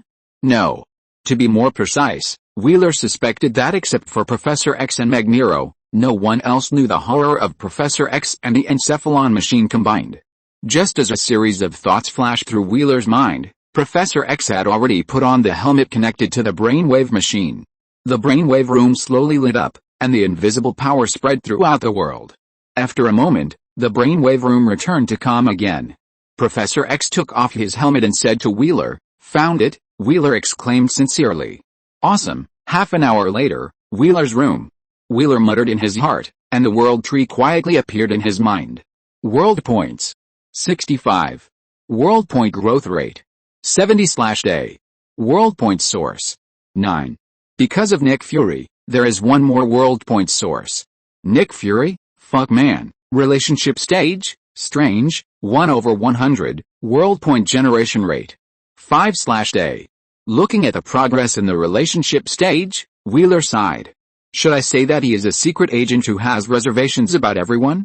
However, is this fuckman system serious? Wheeler's mouth twitched and turned his eyes to the world tree. Because of John the Fireman, an enemy-oriented relationship appeared, and the world tree also changed. I saw reflection appeared under the world tree, an identical reflection connected to the world tree. Unlike the world tree, there are countless fruits on the reflection of the world tree, and there are several lines of words next to the reflection of the world tree. Event points. 10. Event point growth rate. 0. Event point source. 0 event points? What is this? As Weller asked, the system gave the answer. The enemy-oriented relationship produces event points, which can ripen the fruits on the reflection of the world tree. When the fruits ripen and fall to the ground, a random event will occur. Depending on the level of the fruit, the size of the event will also be different. Isn't this just creating trouble? Weller's face darkened. However, if he doesn't invest in event points, can the fruits in the reflection still ripen? As soon as the question appeared in his mind, the system answer appeared in his mind. When the event points reach a certain number or can directly ripen the fruit, they will be automatically invested. Oh, Oh, your mother's head. Wheeler was so angry that he exited the system. He thought that the emergence of the enemy relationship would bring about something good, but it turned out to be this damn event point. It was all the fireman's fault. With a low curse in his heart, Wheeler began to pack his luggage. He had already found Tony Stark, and he would leave in the afternoon. Logan suddenly appeared at the door without a door, leaning against the door frame with a frown. I heard from the bald guy that you were going out to perform a mission. Yes. Wheeler tied his backpack and said to Logan, you'll be back soon. Damn, mission. What kind of mission do you have to perform when you just come to this damn place? Isn't this a school? Logan cursed angrily and pressed down the backpack that Wheeler was holding up. Let's leave this crappy school. He didn't feel a sense of belonging to School X now, and he was very averse to things like missions, so it was not surprising that he said such a thing. Wheeler pressed Logan's shoulder hard. At least wait until you recover your memory. With that, Wheeler picked up his backpack and walked out. Logan was moved and couldn't help but say, I'll go with you. Those shadows might attack Wheeler at any time, and he was really worried. Don't worry, I know what's going on. Wheeler paused, pointed to the door that hadn't been repaired yet, and said with a smile, I'll leave this troublesome thing to you. Relationship points plus 30. Listening to the system's prompt, Wheeler was stunned for a moment, waved his hand and left quickly. Please vote for me. Please read it. Chapter 11, Stingy and Shameless. Wheeler walked out of the school gate with his backpack. After finding Tony Stark, Professor X had contacted Nick Fury. Nick Fury immediately said that he would send someone to find Wheeler and asked Wheeler to wait at the school gate. Who would partner with him to find Tony Stark? Wheeler was somewhat expectant, and several candidates flashed through his mind. Suddenly, accompanied by the roar of the engine, a black shadow rushed towards the school gate. Swish! The black motorcycle was like a wild horse, but under the control of the woman, it stopped steadily in front of Wheeler. The woman took off her helmet, revealing a delicate face under her slightly curly long hair, and her light green eyes sparkled in the sun, as charming as a pool of spring water. Black Widow, Natasha Romanoff. Wheeler silently recited the other person's name in his heart. You are Wheeler. Natasha's tone was affirmative, and after seeing Wheeler nod, a charming smile appeared on her face. Shield, Natasha, your partner this time. Natasha introduced to Wheeler and nodded to Wheeler. Let's go. Wheeler got on the motorcycle expressionlessly and put his arm around Natasha's waist. Natasha didn't care at all, just raised her eyebrows slightly, put on her helmet, and left the school with Wheeler. Looking at the two people leaving, several mutant children were amazed. Wow, who is this person? His girlfriend is so hot. It seems to be the student who just came. I heard that he is also familiar with the Dean of Discipline. Too awesome, awesome, awesome, awesome. Listening to the whispered discussions of several people, Beast Tank, who passed by, sighed helplessly. Lee Kyan-hoon laughed and bent over, and said to Iceman Bobby, you are really awesome, huh? Bobby withdrew his gaze from the school gate and scratched his head in confusion. Did I do anything? Tony Stark was far away in the Middle East, so Wheeler and the others naturally had to use other means of transportation to get there. After driving for a while, Natasha parked the car in an open space not far from X school. Get out of the car, Natasha said, and a fighter plane appeared out of thin air in the open space. Quinjet? Wheeler exclaimed. Awesome. Natasha looked at Wheeler, her eyes rippling like spring water, and whispered, is it more powerful than the Blackbird X of X school? Wheeler touched his head and said innocently, does the school have fighter planes? Natasha was full of doubts. Don't you know? I don't know. I'm a new student. Wheeler touched his head embarrassedly, with a hint of stupidity in his clear eyes.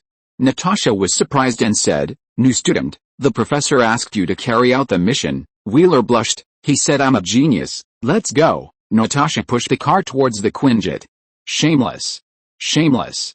The two cursed in their hearts almost at the same time. I'll help you push it, Wheeler shouted and strode after it. After boarding the Quinjet, Wheeler looked around curiously. Wheeler, where's the location? Natasha sat in the driver's seat and started the fighter. Wheeler handed Natasha a piece of paper with coordinates written on it. Natasha entered it into the fighter's navigation system. Seeing Wheeler still looking at the fighter, the corners of her mouth slightly raised, and without any signs, she controlled the fighter to soar into the sky. The sudden inertia made Wheeler's body sway and fall backwards. Wheeler's eyes flickered. And he steadied his body and whispered, I was scared to death.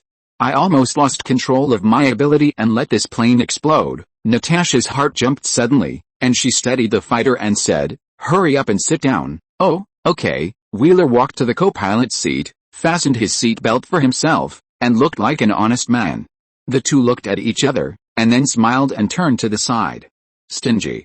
Stingy. The next second, the Quinjet began to accelerate, tearing through the clouds like a sharp arrow, and flew towards the Middle East. Middle East? The endless desert is like a golden sea, burying and swallowing all those who dare to offend it, but the terrorists living here thrive, which is also the main reason why Tony Stark disappeared and the military and S.H.I.E.L.D. could not find any clues. In the valley in the desert, there are a lot of weapons and equipment. The fully armed terrorists hide in the place where the sun can't shine, chatting with the people around them, talking about Tony Stark who was captured a few days ago. How long will it take for Tony Stark to build a Jericho missile? Who knows? But the power of that missile, tut-tut, it's really perverted, haha, the more perverted the better. Then we will use it to do that beep beep. Suddenly, the high-pitched car horn rushed into the valley. Looking at the dusty off-road vehicle, the two terrorists who were chatting were full of confusion.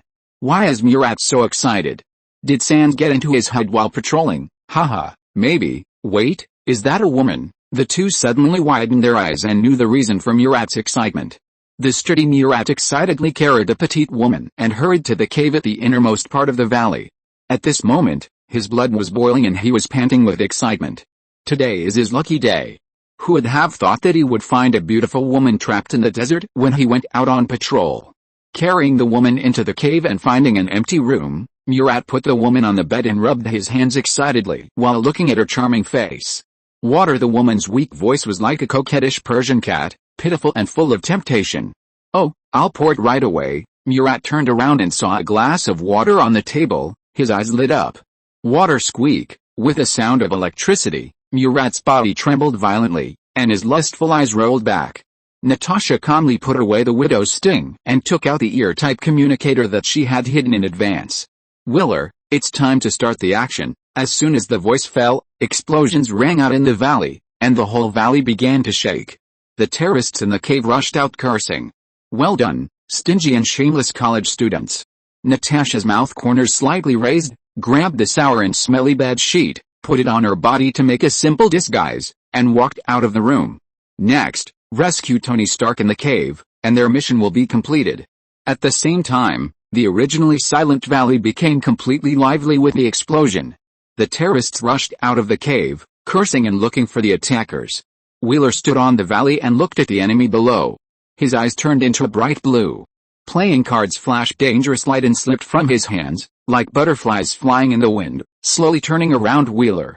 The next moment, all the flying playing cards stopped and flew towards the enemy under Wheeler's control. Chapter 12. It's too fast. The flying playing cards fell into the terrorists with a brilliant blue trajectory. Is this a playing card?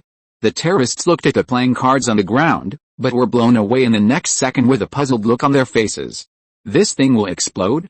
Looking at the playing cards flying again, the terrorists' eyes showed fear and they screamed to hide. Damn it! It's a mutant, kill that monster, he's there. Bullets rained down on Wheeler, and even a missile flew over with a tail flame. But Wheeler had already taken advantage of the chaos and disappeared on the spot. Damn it! Where is he? Look for him, the terrorists roared, and the battlefield was in chaos, but Wheeler's shadow could not be seen at all, until whoosh!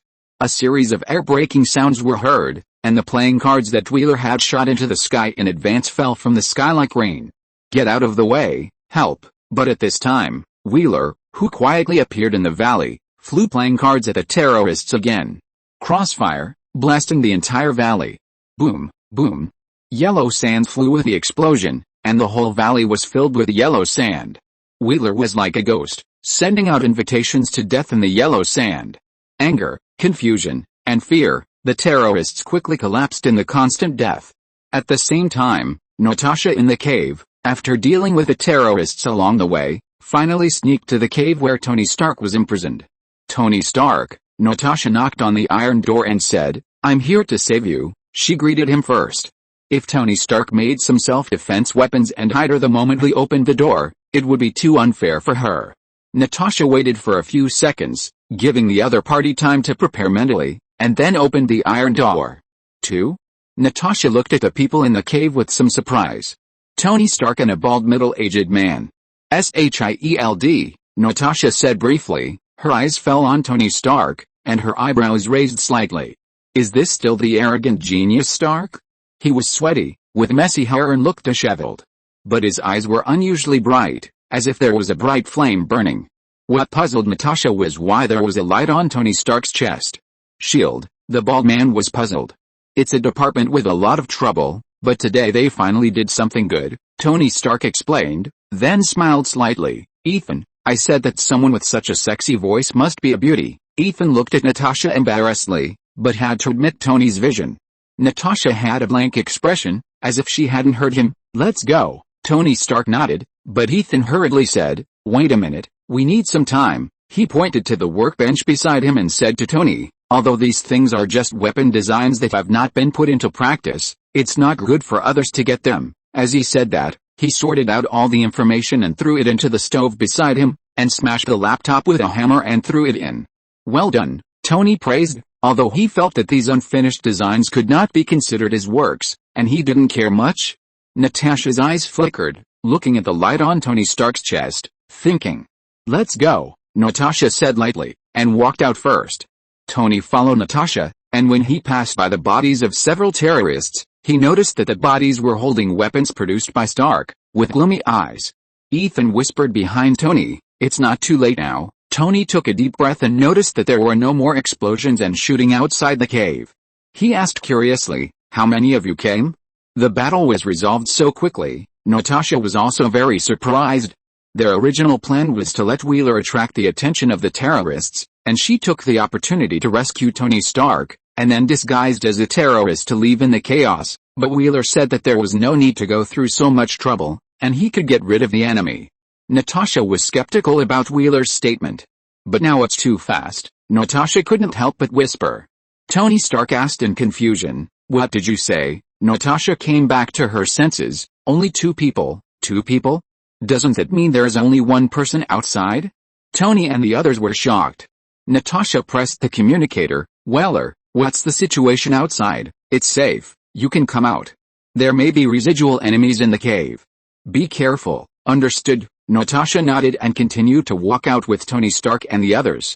After dealing with the 2 lucky guys who were shivering in the cave, Natasha and the other 2 finally walked out of the dim cave. The 3 stood at the entrance of the cave, looking at the valley in front of them, and their vision suddenly became clear. But the next second, when the 3 saw the scene in the valley clearly, they were shocked. The flames, the thick smoke, and the corpses made the whole valley look like it had been through a war. Hey, Natasha, Wheeler smiled and waved, his eyes fell on the 2 people behind Natasha. Tony Stark, and Ethan. Looking at the 2 people, Wheeler's smile became more and more kind, but after seeing the glowing reactor on Tony Stark's chest, he was slightly stunned. This is to develop a reactor, but Mark I has not yet been made? Did he do this? Is he also from S.H.I.E.L.D.? Tony Stark looked at Wheeler in shock. If he had such a bodyguard at the beginning, he would not have been caught here. Natasha groaned. He's from X school. X school? Mutants. Tony Stark nodded and said solemnly, thank you this time. Hearing this, Natasha smiled slightly, and her charming face was brighter than the sun at the moment. Hide. Suddenly, Wheeler ran towards them, and his eyes instantly turned blue under the effect of energy. Natasha's heart trembled, and she pressed Tony Stark beside her to the ground. A black shadow flew over the 2 people's heads with a gust of wind and landed outside the cave. It was a black giant wolf taller than a human.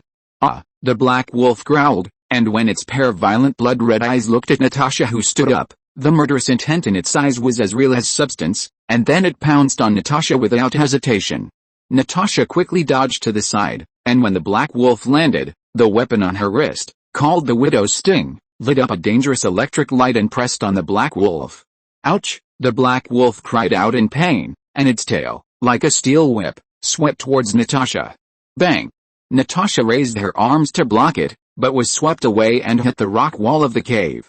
Natasha's face flashed with pain, and she quickly ran out of the cave. The black wolf bared its teeth and turned to pounce on Natasha. P.S. Please vote. Please read on. Chapter 13 Who Can I Trust? The black wolf roared and chased the cat-like figure. Bang! As Natasha turned and retreated, the widow's sting on her wrist fired a bullet.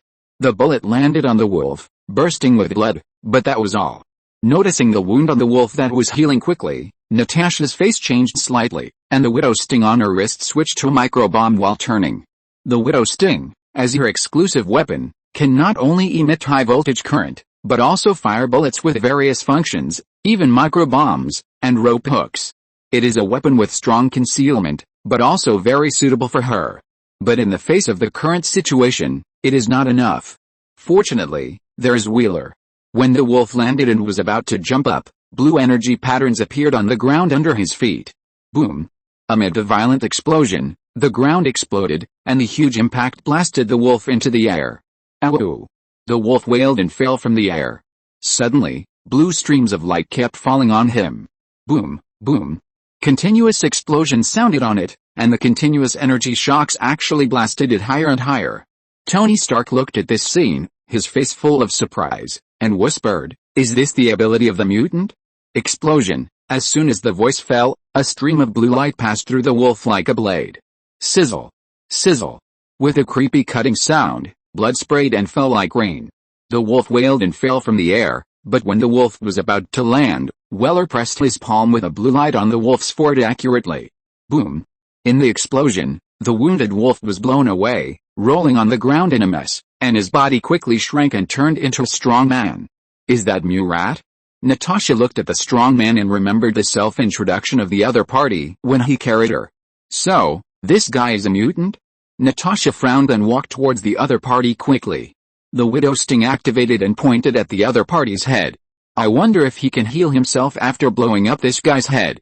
Wait, Weller held Natasha's hand. Natasha's green eyes flashed with confusion. Weller smiled and touched his head, looking at Murat on the ground, with some inquiry in his eyes. I have something to ask him. You take Tony Stark and the others away from here first. Natasha shrugged indifferently. Okay, hurry up. Weller nodded and walked towards Murat.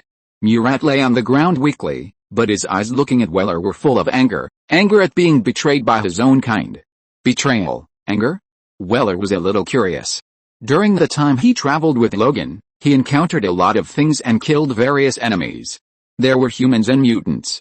Some of them were crazy before they died, some begged, and some were reluctant to live, but this was the first time he saw Murat's eyes like this. Why did you help those humans? Do you know what you did? Before Weller could speak, Murat roared in excitement. Weller was stunned for a moment, and said playfully, then why did you help? Those human terrorists. They are not terrorists, they are innovators. Murat was a little excited. Weller raised his eyebrows, thinking that Murat was just a poor brainwashed guy. Their leader promised me that he would get Tony Stark's weapons, and when he controlled this area, he would let us live here as equals. Weller was silent for a moment, and then sneered, do you really believe what the other party said? Then who can I believe? Murat stared at Weller, as if he wanted to find an answer from Weller.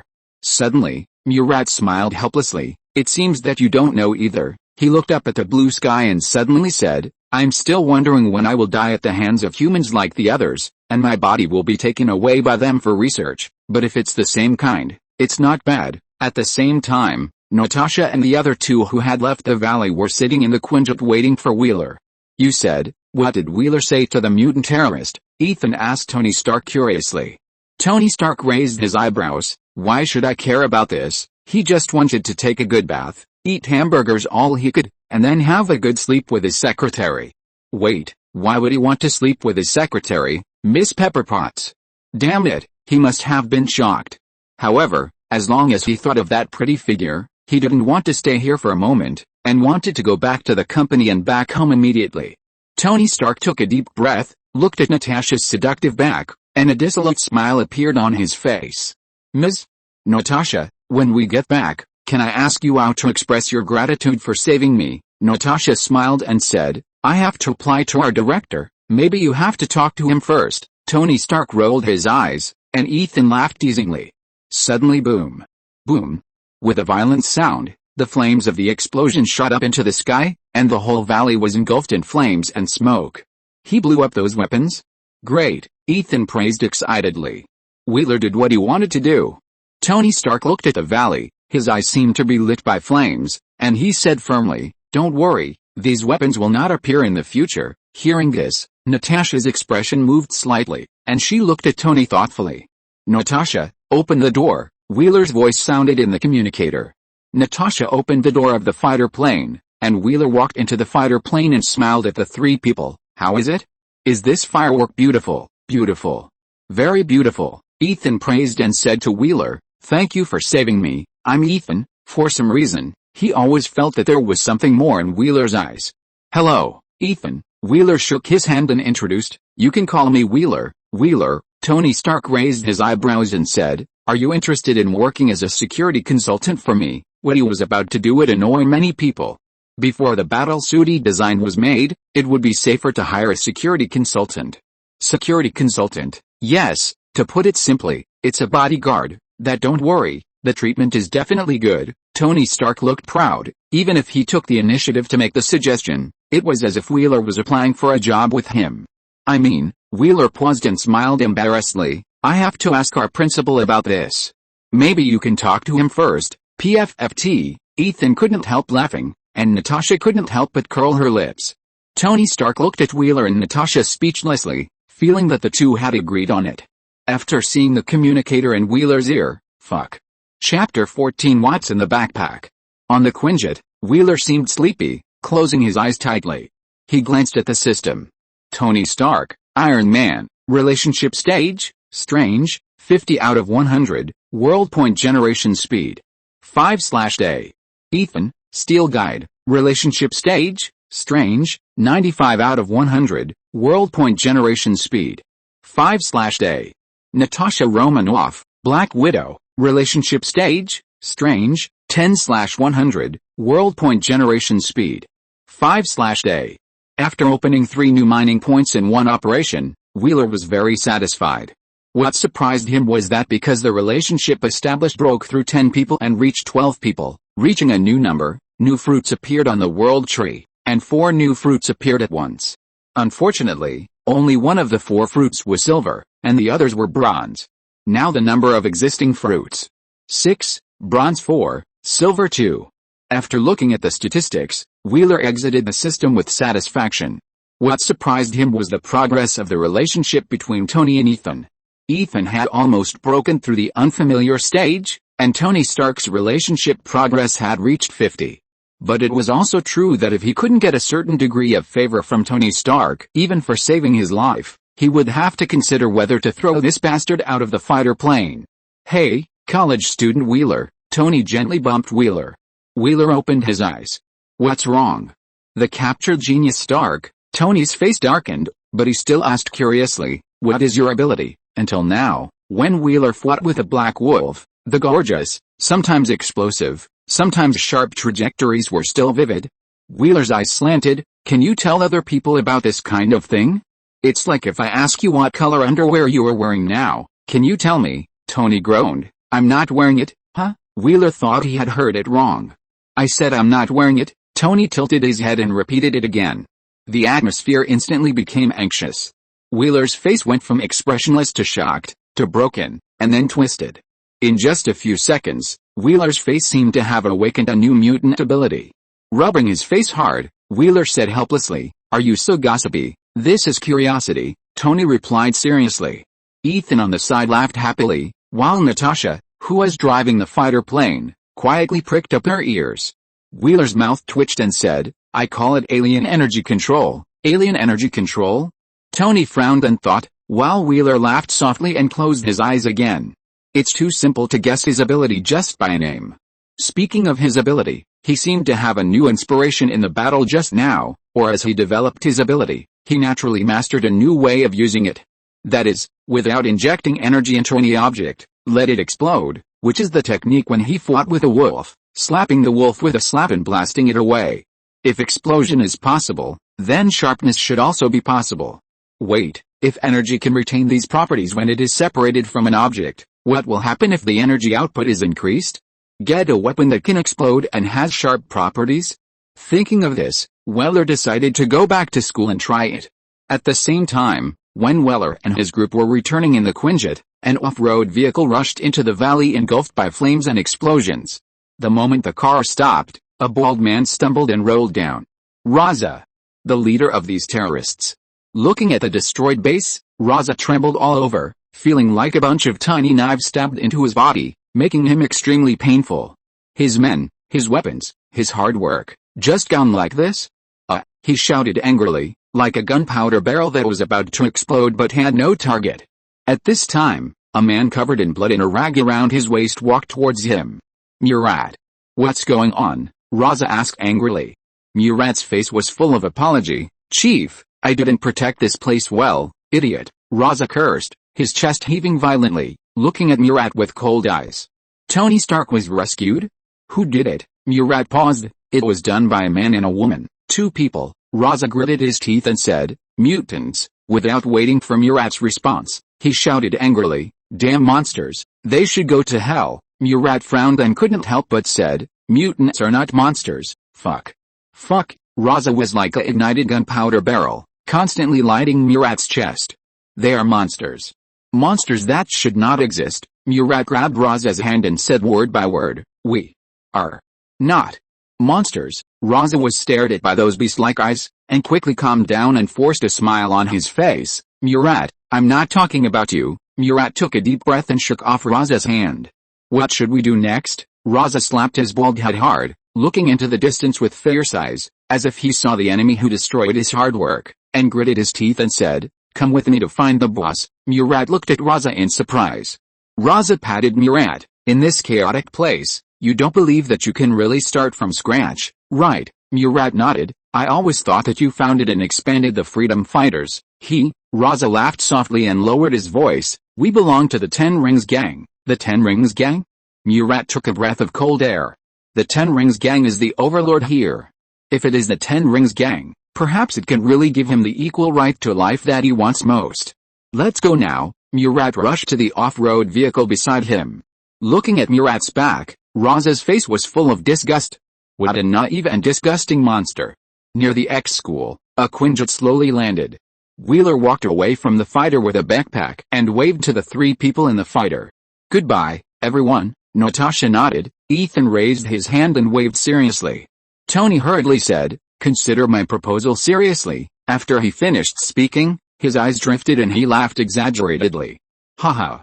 I just think it's good for you, but I'm not asking you to protect me. Wheeler raised his eyebrows. Okay, I'll consider it when I have time. After he finished speaking, he threw the backpack on his back and walked away quickly. Looking at Wheeler's back, Ethan pushed his glasses and said to Tony, guess what's in Wheeler's backpack? I don't care. Maybe it's his homework? Tony pinched his chin and grinned. It's playing cards, Natasha said lightly, and seeing the 2 looking at her in surprise, she started the fighter and said, that's his weapon, I saw it. P.S. Please vote, please read. If you're listening to this novel on a channel other than Fanfic World, it means they downloaded and uploaded it without effort. We cordially invite you to visit our channel, Mundo Fanfic Novelis. There you'll find the original version of this story and you can explore many other novels of various genres. We're waiting for you to immerse yourself in a world of incredible novels. Chapter 15 An Unexpected Reward. Wheeler walked into the gate of X-School bathed in the morning light. The mission was not long. From leaving the school to returning, it took less than a day to rescue Tony Stark. This terrifying speed was enough to shame the military, who had searched for a week but found no clues. This also shows how important the information provided by Professor X is. What surprised Wheeler was that the Shadows did not take this opportunity to attack him, but instead ruined his and Professor X's plan. I hope these ghosts will not appear in the future, Wheeler murmured and walked towards Professor X's office. Wheeler, a surprised voice sounded behind Wheeler. Wheeler looked back and saw a golden-haired man smiling at him brightly. Fireman John? Wheeler turned his head expressionlessly and continued to walk forward. Wait, John walked to Wheeler's side, put his arm around Wheeler's shoulders in a familiar way, and praised in broken Chinese, awesome, huh? Wheeler's mouth twitched, feeling that this guy was scolding him. You actually have such a hot girlfriend. Girlfriend? Yeah, didn't she come to pick you up yesterday? Wheeler raised his eyebrows. Natasha, she's not my girlfriend. He didn't dare to ask Natasha to be his girlfriend. If she's not a girlfriend, why didn't you come back all night? John looked at Wheeler in shock. His eyes slowly moved down, fell on Wheeler's waist, and gently patted Wheeler's shoulder. Thank you for your hard work. There is a little guy in the school who can restore your physical strength. Do you need me to introduce him to you? No. Wheeler's mouth twitched, and he said helplessly, "What on earth are you looking for me for? I sincerely invite you to join our team." John looked at Wheeler eagerly. It took him a day to finally know what happened in the school the night before yesterday, and why Wheeler didn't call him. Wheeler was attacked by those shadows. And the targets of the shadow attacks have one thing in common, that is, they are recognized by the school as having strong abilities and great potential. With great potential, strong combat effectiveness, and rich combat experience, Wheeler is simply the most perfect team member. Wheeler asked curiously, "How many people are there on your team?" "Who are they?" John immediately said, "4, the other 3 are Belle, Babar, and Crete." Not impressed. Wheeler shook his head, not interested. John was stunned for a moment, and hurriedly said, "You are the captain, and we all listen to you, no need." Wheeler shook John off and walked towards the office. "Arrogant bastard," John cursed at Wheeler's back, and the lighter turned uneasily between his fingers, but the lighter did not light until Wheeler disappeared. Wheeler walked in the corridor of the school, watching the students coming and going, listening to them whispering about their experience of using their abilities, or the courses they had just learned, or the gossip they heard. Feeling the peace in the school, Wheeler deeply realized the greatness of Professor X for the first time. He founded this school, protected these mutant students, blocked the world's malice towards mutants for them, and allowed them to grow. Perhaps, in Professor X's plan, these children will become the seeds of the future and become a bridge for humans and mutants to live in peace. But this world, thinking of his experiences in the past few months and Murat's pursuit of a fair life, Wheeler sighed. "Wait? Why should I consider these things?" Wheeler patted his forehead speechlessly. "The sky is falling, and there are tall people to support it. Right, Professor X. Magneto." Knock knock. Wheeler knocked on Professor X's door, and after hearing Professor X's voice, he pushed the door open and walked in. "Wheeler, thank you for your hard work." Professor X's gentle voice was like a breeze, which made Wheeler feel refreshed. "The mission is over, and those shadows did not appear." Wheeler briefly reported the mission, took a sip of the coffee that Professor X pushed over, and breathed a sigh of relief. Professor X nodded. "I already know from Nick Fury. As for the shadows that attacked you in the school, he will also help us investigate." "Shield?" Wheeler raised his eyebrows. "It seems that you don't trust SHIELD. Professor X's eyes seem to be able to see through people's hearts, even if he didn't use telepathy." Wheeler chuckled and didn't answer. Professor X didn't continue the topic, and changed the subject, saying, "Give me your bank account." "Bank account?" Wheeler was a little surprised. "And there is a reward?" "Of course," Professor X said seriously. "Every mission is dangerous. This is what you deserve, although you may not care." "No, I care a lot."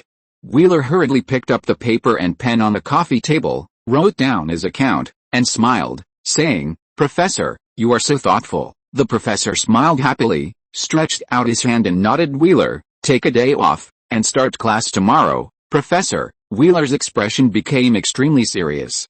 "What's wrong?" Professor X's face was serious. "You are really an angel, Slippery."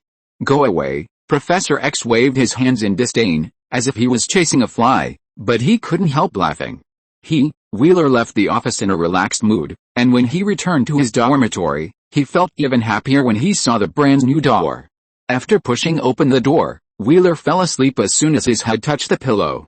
At the same time, in the private hospital of Stark Industries, Tony and Ethan were undergoing a comprehensive examination. Looking at the results of each examination, Tony was full of impatience. "I said there was nothing wrong, but you had to waste time." Ethan pushed his glasses and looked at Tony's chest. "It's necessary, especially for you." Tony rolled his eyes and strode out of the lounge. "What I need most now is 2 cheeseburgers. You still have 2 items to check." Ethan chased after him. Next time, Tony opened the door and was stunned as if he had been electrocuted. A woman was standing at the door, and judging from the movement of her hand, she was about to push the door. Pepper Potts, Tony Stark's assistant. Pepper Potts was wearing a black business suit. Her long blonde hair was tied up in a bun at the back of her head, and she was wearing delicate light makeup, looking very capable. But at this moment, the capable assistant's eyes were slightly red, and tears kept rolling in her eyes. "Boss, your hamburger." Pepper held back her tears and raised the bag in her hand to her chest. She was the one who knew Tony best, so she naturally knew what Tony wanted most. "Pepper, Tony stretched out his arms and hugged his assistant. Pepper was stunned for a moment, and tears finally flowed down. Ahem, Tony let go of Pepper and coughed lightly with some embarrassment. Did I scare you? No. I'm excited because I don't have to find a new job. Pepper wiped her tears and handed over the hamburger again. Tony's eyes lit up, and he took the paper bag and couldn't wait to take out a hamburger and take a bite. Whoa, Tony closed his eyes, looking like he was enjoying it. It's delicious, Tony praised and said to Pepper, Ms. Potts, I have to give you a raise. You are so considerate. Thank you, boss. Pepper smiled slightly, feeling that the compliment made her happier than the raise. By the way, what about the press conference I told you about? It's already been arranged. Great. Tony nodded, took a big bite of the burger, and a firm look flashed in his eyes. P.S. Please vote for me and read on. Chapter 16 Lucky Thing. Bang. Bang. Bang. Wheeler opened his eyes suddenly, picked up the poker from the bedside skillfully, and jumped out of the bed. Bang. Bang. Looking at the shaking door that was smashed, Wheeler came to his senses with a confused face. He was in school and safe. Who is it? Wheeler shouted impatiently, yawning and opening the door. What's wrong? Wheeler looked at Logan with sleepy eyes. Logan looked at Wheeler, made sure that Wheeler was not injured, and handed the plate to Wheeler. Steak, mashed potatoes, salad, pasta. Wheeler sniffed, took the plate unceremoniously, turned and walked into the room, and said to Logan, when did you become so considerate? Logan's eyes flickered, and he looked at Wheeler with disgust. Eat quickly, continue to sleep after you are full, and don't disturb my good things tonight. Are you dating Ororo again? Wheeler stuffed a piece of meat into his mouth and gave a thumbs up. You are worthy of being the man who has inherited my true teachings. Huh. Logan squinted at Wheeler. You are a little virgin and you want to teach me. Wheeler's face was full of pride. Thank you for the compliment. I'm praising your grandmother's legs. Logan laughed and scolded. Wheeler's mouth twitched, and he couldn't teach Logan these words in the future.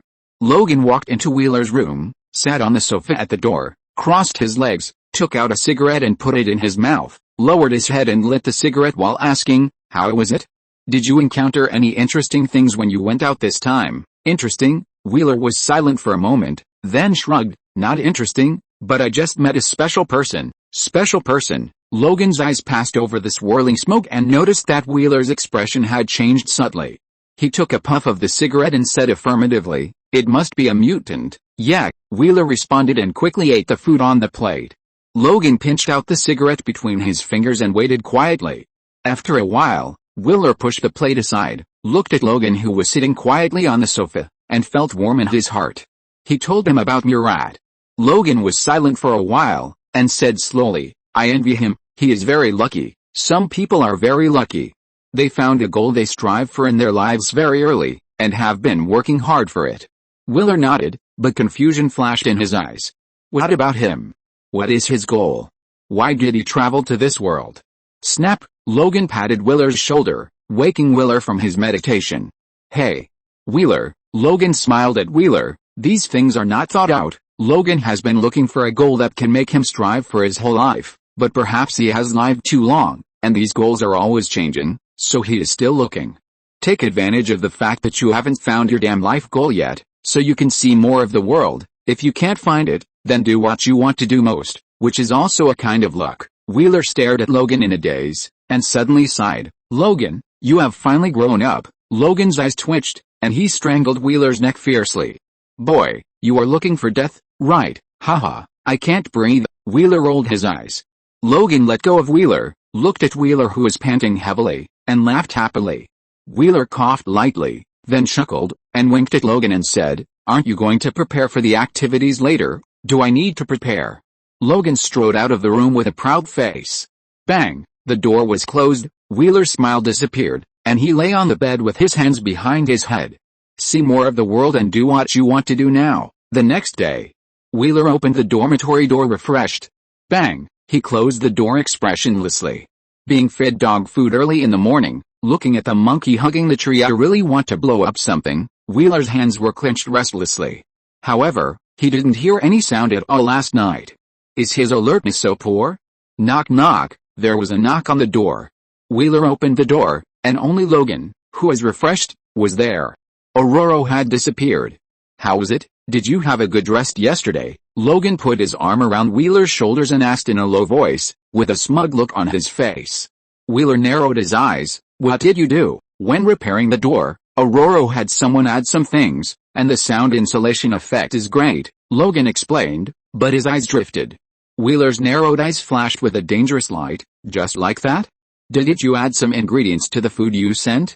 Like sleeping pills or something? Logan's body stiffened, and then he laughed out loud. Haha, how is it possible? The blue light in Wheeler's eyes became stronger and stronger, and Logan stepped back unconsciously.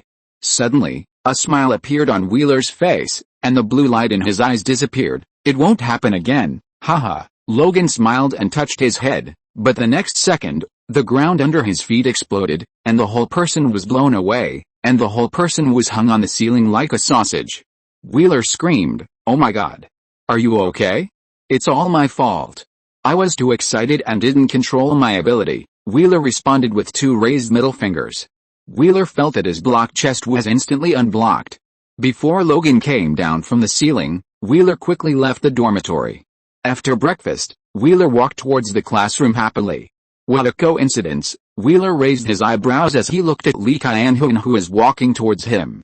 Puff, puff, Lee Kyan-hoon chewed gum and blew bubbles, looking at Wheeler with shining eyes. "I knew I would meet you in this class." Lee Kyan-hoon was very sure of this. "What do you mean? Is there a better class to slack off than American history?" The two looked at each other and chuckled. Sure enough, they are like-minded. Wheeler pushed open the door and the two walked in. "Bobby." Wheeler looked at Bobby with some surprise. "Good morning." Wheeler. "Good morning." Kyan-hoon. Bobby greeted the two. "Huh? You are here to slack off too?" Wheeler looked at Bobby in surprise. Bobby was stunned. "Slacking off? He is not slacking off." Lee Kyan-hoon chewed gum and said vaguely, "Bobby almost attends all the classes he can attend." Wheeler looked at Bobby kindly. "He is really a good boy." Lee Kyan-hoon suddenly said, "By the way, the news that the missing Tony Stark came back but closed the Stark Weapons Department, did you all read it?" "Closed Stark Weapons Department?" Wheeler's heart moved, and said, "When did it happen?" "Yesterday?" "Yes, he disappeared for so long, and he made a big news when he came back. He is worthy of being Tony Stark." Lee Kyan-hoon blew a bubble, his face full of sarcasm. Obviously, like everyone else, he thought Tony Stark was crazy. Bobby whispered, "Maybe he has his own plans." Lee Kyan-hoon chewed his gum and smiled. Whether he has his own plans or not, by closing Stark's weapons department, he has personally ruined the future of Stark Industries. After speaking, he turned to look at Wheeler on the side. "What do you think?" "I think." Wheeler pondered for a moment, his eyes gradually lit up. "I'm going to be rich. P.S. Please vote." Please read on. Chapter 17. Is there a difference? On the road to X school, a black car was driving steadily. Tony Stark looked at the scenery passing by quickly outside the window, and his eyes flashed with irritation from time to time. Since the announcement of the closure of Stark's weapons department yesterday, Stark's stock has been falling sharply, causing Stark Industries to fall into a storm of public opinion, and he has become a joke and the object of hatred by many people. But for him, these things are not important. He doesn't care, and he is confident that Stark's stock will rise again. What he has to do now is to complete his invention, and before his invention is completed, he feels very insecure. "Happy, how long will it take?" Tony asked his bodyguard and driver. Happy looked at the navigation and hurriedly said, "We'll be there soon." After a pause, Happy couldn't help but ask, "Boss, are you really going to that X school to hire a mutant as your bodyguard?" "What's wrong with a mutant?" Tony raised his eyebrows. Happy said in a muffled voice, "They are not safe. Their abilities may get out of control." Tony sneered, "From those news reports." After seeing Happy nod, Tony recounted his own experience. "Happy, we should put aside other people's conclusions, see with our own eyes, and then make our own conclusions." Happy couldn't help but say, "A few days ago, in a restaurant, a mutant hurt many people because of his awakening ability. There are also mutants who use their abilities to save me." "Right," Tony said with a smile, looking at the school gate that appeared in his field of vision, and finally made a summary. "Everything has two sides." Happy nodded. Happy felt that his boss had changed, although he couldn't say where it was specifically, but he had changed. He swore with his own, Miss Potts' salary this month. An idea flashed through his mind, and Happy laughed happily. Parking the car in front of the school gate, Happy explained his purpose to the guard. but held the steering wheel nervously. "We have an appointment, the professor has told us, please come in." The guard smiled and nodded, opening the door. "Thank you," Happy thanked him, but his eyes fell on the bunny ears on the guard's head. Noticing Happy's gaze, the guard moved his ears generously and smiled. "This is real, very cute." Happy apologized and drove the car into X school. Because of the little episode just now, Happy's nervous heart became calm. At this time, Tony saw a familiar figure beside the fountain on the campus and immediately shouted, "Happy, stop the car." Happy parked the car steadily and opened the door for Tony. Tony got out of the car, straightened his clothes, and walked towards Wheeler like a proud peacock in the eyes of curiosity and surprise. Seeing Wheeler looking down at his phone, Tony smiled. "Wait." Tony accidentally glanced at Wheeler's phone screen, and then said in surprise, "You are actually investing in Stark stock. Why? Is it not okay?" Wheeler left a little money for himself and invested all the money. Tony was surprised and said, "Don't you know that Stark stock is still falling now?" Wheeler put away his phone and smiled slightly. "It will always go back up, right? Are you so confident in Stark Industries?" "No, I have confidence in you." Hearing this, Tony raised his eyebrows, but he was not embarrassed. Instead, he nodded and praised, "You have a good eye, relationship points plus 20. You really came to school." Wheeler was a little surprised. This world has more mutants than the original plot, which also makes this world more variable. Tony raised his eyebrows and said, "I said I would invite you to be a security consultant." Wheeler said helplessly, "Why find me? There are many people who are more suitable than me." Although this is a good opportunity to improve Tony's favorability, it is obviously easier to brush relationship points in X school. Just an hour ago, Bobby and Lee Kyan-hoon introduced him to new friends. Peter Rasputin, the future Colossus, and Kitty Pryde, the Phantom Cat. This brought his number of relationships to 14, and his daily income to 95 world points. Tony thought for a moment, his expression very serious. Feeling, when did you learn the housekeeping skills of women?" Wheeler's eyes were a little strange. Tony raised his chin uncomfortably but habitually, saying, "You are one of the few people I can trust." Tony himself felt a little incredible when he said this, but this was indeed his true feeling. Wheeler's face showed a smile, without any mockery. "This is not Tony Stark's style." Tony tapped his chest lightly, making a slight knocking sound. "People will always make some changes, especially after there is a hole in their chest." Wheeler shrugged. "If you can convince the professor, I can be your security consultant for a while. That's not a problem." Tony turned and left, obviously very confident about it. Happy nodded to Wheeler and hurriedly followed. 5 minutes later, Wheeler was called to Professor X's office. Professor X looked at Wheeler with gentle eyes. Wheeler shuddered uncomfortably, always feeling that Professor X's eyes were looking at some precious treasure.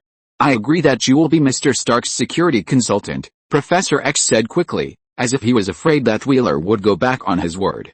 "Wheeler, don't worry, in addition to Mr. Stark paying you a generous salary, the school will also give you corresponding rewards." Wheeler nodded woodenly, always feeling that Tony and Professor X had made some dirty deal. "If there is no problem, you can get ready now and leave the school with Mr. Stark." As soon as Professor X's voice fell, Tony, who had been sitting opposite Professor X, stood up and said to Wheeler, "Let's go. I'll let Happy prepare anything you want." Happy looked at Tony with a face full of resentment. It seems that he has become the assistant of the bodyguard now. Wheeler didn't say a word the whole time. Feeling like he was being sold out, Wheeler followed Tony out of Professor X's office. Wheeler came to his senses and asked, "How did you convince the professor?" Tony said lightly, "I donated a sum of money to the school." Feelings are about money. The professor sold himself out. Wheeler asked curiously, "How much did you donate?" Tony smiled and didn't answer, but Happy on the side whispered to Wheeler and stretched out his hand. 50 million, huh? Wheeler thought he had heard wrong. Happy nodded affirmatively. "Shit. You should have said it earlier. Give me 5 million, and I can handle the professor myself." Wheeler looked at Tony as if he was looking at a loser. Tony said lightly, "Does it make any difference? P.S. Please give me a monthly ticket." Please read on. Chapter 18 Little Pepper. Looking at the white ocean outside the window, Wheeler couldn't help but sigh in his heart. It's great to be rich. This was not his first time to take a plane, but it was his first time to take a private plane, and it was Tony Stark's luxury private plane. The private plane was luxuriously decorated, with all kinds of equipment, and even karaoke and games. It was simply a presidential suite flying in the sky. Mr. Brian, do you need some coffee? Pepper Potts asked politely, without showing any other emotions because Wheeler was a mutant.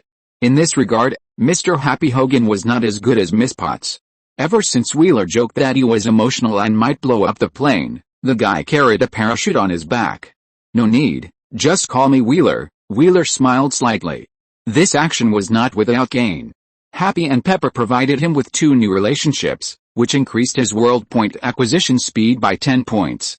As Wheeler continued to contact the characters in the plot, he established more and more relationships. If the favorability of these people is raised to the friendly or even friend stage, the world points provided every day will be quite terrifying. By the way, where's Ethan? Wheeler asked casually. If the relationship with Ethan is further developed, it will be the next stage. Wheeler feels that he can try his best. Tony drank the juice leisurely and said lightly, Ethan, he stayed in S.H.I.E.L.D. Wheeler was a little surprised. Well, he has no family anymore, and he stayed in S.H.I.E.L.D. to help more people, Tony explained and said to Wheeler, you are welcome, I'm going to rest for a while. Before starting work, he had to adjust his state as much as possible.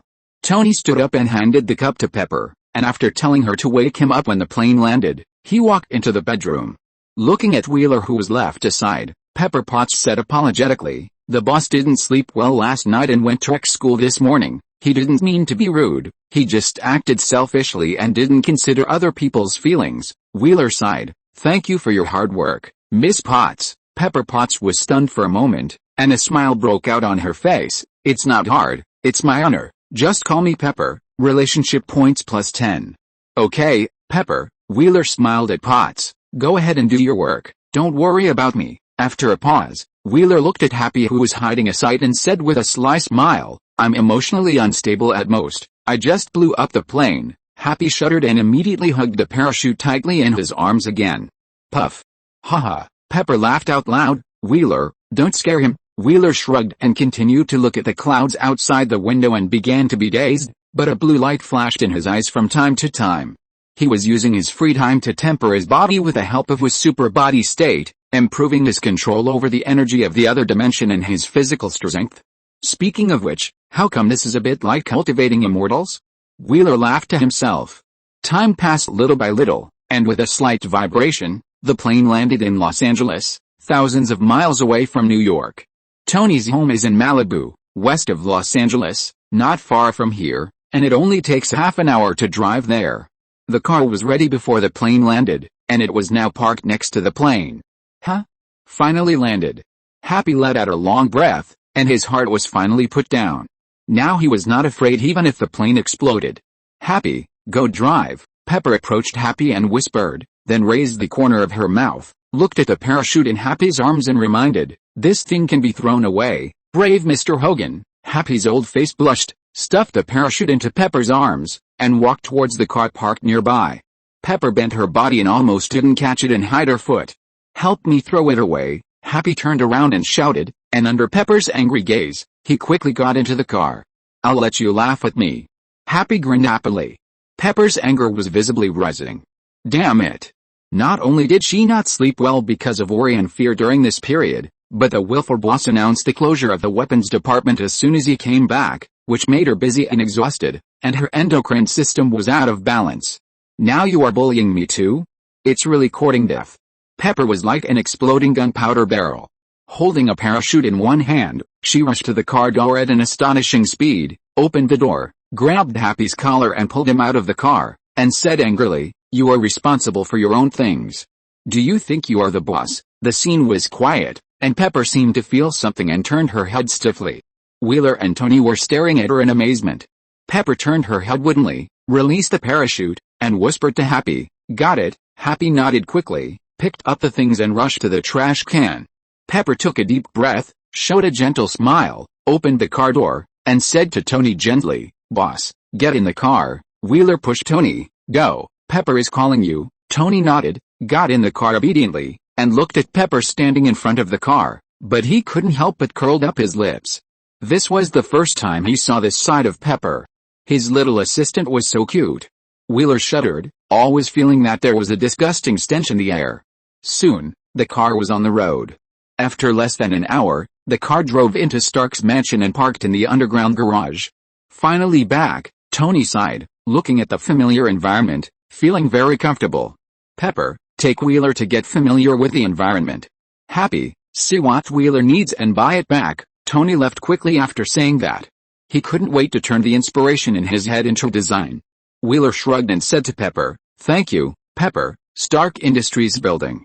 In an office on the top floor of the building, an old man with a gray beard and no hair on his head was concentrating on looking at the computer screen. His mouth corners couldn't help but rise. Obadiah Stan. One of the people in power in Stark Industries. If Tony is the owner of Stark Industries, he is the manager who manages the company for the owner. But everyone is ambitious, and Obadiah is even more so. So he contacted the terrorists in the Middle East, hoping to keep Tony, who was going to display weapons, in the Middle East permanently. Unfortunately, Tony was lucky. Even after the terrorists discovered Tony's identity, they used it to threaten him and asked him to provide more weapons. While Obadiah was arguing with the terrorist leader, Tony was rescued. He was furious that his efforts had failed. But now, after seeing Tony's physical report and the reactor in Tony's chest, he finally understood one thing. "Tony, you are here to give me the last golden egg," he whispered softly, slowly stood up and walked out of the office. P.S. Please vote. Please read. Chapter 19, To achieve a calm mind, all you need is Wheeler's fist. Sunshine, beach, luxury house, beautiful women. Such a life is simply comfortable. Unfortunately, Wheeler shook his head. Except for the free sunshine and beach, everything else does not belong to him. Wheeler? Wheeler, Logan's impatient voice came from the phone. "I'm here," Wheeler responded hurriedly. Logan said in a serious tone, "Do you remember everything I said?" "I know, I'm not a child," Wheeler smiled, but his mood was as bright as the sun at the moment. "Be careful, I'm going to be busy. Call me if you have something." After saying that, Logan hung up the phone neatly, but Wheeler still keenly caught a hint of unusual sound. "This guy, he's not afraid of being exhausted," Wheeler complained and put the phone in his pocket. "Those shadows haven't appeared for a few days," and Logan came to remind him on purpose. "The shadows appear without pattern, just like real shadows." After the school's inspection, it was confirmed that Wheeler did not have any tracking devices on him. Therefore, Wheeler guessed that the last time he was attacked at school was because X-School was originally the target of those shadows, and he was implicated. "I've run so far, I don't know if I can get rid of those ghosts for the time being. If those shadows can find him accurately, then there is a possibility that will give Wheeler a headache, that is, the other party has unnatural means to accurately locate him." "I hope not," Wheeler murmured. At this moment, Wheeler saw a car driving into Tony's mansion. "Who is it?" Wheeler was a little curious. If it is a plot character that can establish a relationship, it can be considered a gain. A moment later, Pepper, who stayed at Tony's house to take care of Tony's daily life, came up with a black man in a blue military uniform. "Is he Colonel James Rhodes?" "No, now he should be just a lieutenant colonel." Wheeler recognized him. At this time, Rhodes had a cold face and his eyes were full of anger. Like an angry bull, he rushed straight to Tony's laboratory. "Rod, Tony is not seeing anyone now. He is working." Pepper trotted beside Rhodes, trying to stop him. Rod said angrily, "Work? He didn't discuss it with anyone and caused such a big mess. He still has the heart to work. If it wasn't for the news that Tony announced in New York at that time, he would have come to Tony long ago. He and Tony are not only friends for many years, but also the liaison between Stark Industries and the military. Tony suddenly announced the closure of the weapons department without even notifying anyone in advance. Not to mention that the military scolded him. Did Tony still regard him as a friend? And Tony, that bastard, knows how much sand he ate every day in the desert to find clues in order to save this bastard? Rod became more and more angry as he thought about it. He was so angry that he trembled all over and his blood pressure rose. This bastard. Shit. He would definitely use his size 44 shoes to kick that bastard's ass hard. Pepper pushed Rod with both hands, but Rod pushed him back. "We can't disturb him now, we really can't disturb him. He's almost done." Tony is now full of inspiration and is drawing the design of a new invention. He must not be interrupted. Rod barely suppressed his anger. "Ms. Potts, please get out of the way." Pepper shook his head. Just as Rod was about to move forward, a hand was placed on his shoulder. Rod paused and turned around to see a handsome young man with black hair and black eyes smiling at him. Pepper breathed a sigh of relief. Rod turned around and frowned. Is there anyone else in Tony's house? Who are you? Get out of the way, Rod shouted coldly. Wheeler shrugged and said in a gentle voice, I am Tony's security consultant. In addition, I have a friendly suggestion. You are angry now and it is not suitable to talk. It will make things worse, Rod sneered. Get out of the way. I don't need advice, he just wanted to beat Tony up now, and then talk to him about calm things. Sorry, you can't go in. Wheeler's tone was still gentle, but Rod was impatient and continued to move forward. Wheeler swayed and stood in front of Rod. Rod grabbed Wheeler's arm and tried to throw Wheeler out. Wheeler's eyes flashed blue, and he grabbed Rod with his backhand. An irresistible force pushed Rod against the wall. When Rod was still trying to resist, Wheeler punched the wall next to Rod's head. When the fist was about to touch the wall, blue energy gathered in front of the fist and exploded when it fell. Boom! There was a loud bang, and gravel flew. A hole the size of a head appeared next to Rod's ear, and cracks spread across the entire wall like spider webs. A small piece of gravel flew past Rod's face, leaving a small cut. The slight pain made Rod stunned for a moment, and his eyes glanced at the big hole next to his head. A drop of cold sweat appeared on Rod's forehead, and then his face straightened. I think your suggestion is great. By the way, my name is Rod. Wheeler let go of Rod, his expression still gentle, as if the hole in the wall had nothing to do with him. Pepper looked at the hole in the wall, but he breathed a sigh of relief and said to Rhodes, sit down for a while, I'll make you a cup of coffee. Rhodes nodded, and after Pepper left, he said to Wheeler, are you a mutant? Yes, Wheeler admitted generously, pointing to the direction of the living room. You can go there and wait for a while. Give Tony and yourself some time. Okay, Rhodes responded obediently and walked towards the living room. After a while, Pepper brought him coffee and some snacks. Rhodes thanked him, ate snacks and drank coffee, and felt calm. 10 minutes later, a loud bang suddenly sounded. Rhodes shuddered, and when he was wondering, a hairy egg wiping cold sweat walked in. It was Obadiah. The two looked at each other, and found a look of relief in each other's eyes, and then sat together. Try this coffee, it's very good, it's really good, and this snack is also very good. The two talked in a low voice, like ladies who came to a tea party. Pepper, who was standing at the door of the living room, watched this scene, chuckled and gave Wheeler a thumbs up. Wheeler narrowed his eyes and entered the system. James Rhodes, War Machine, Relationship Stage, Strange, 5/100, World Point Generation Speed, 5/day. Obadiah Stane, Ironmonger, Relationship Stage, Disgust, 80 out of 100, Event Point Generation Speed, 10/day. Damn, another event point appeared. Wheeler now has the urge to kill Obadiah. This event point is not a good thing. You petty-minded idiot, you should learn from Rhodes. Wheeler continued to read.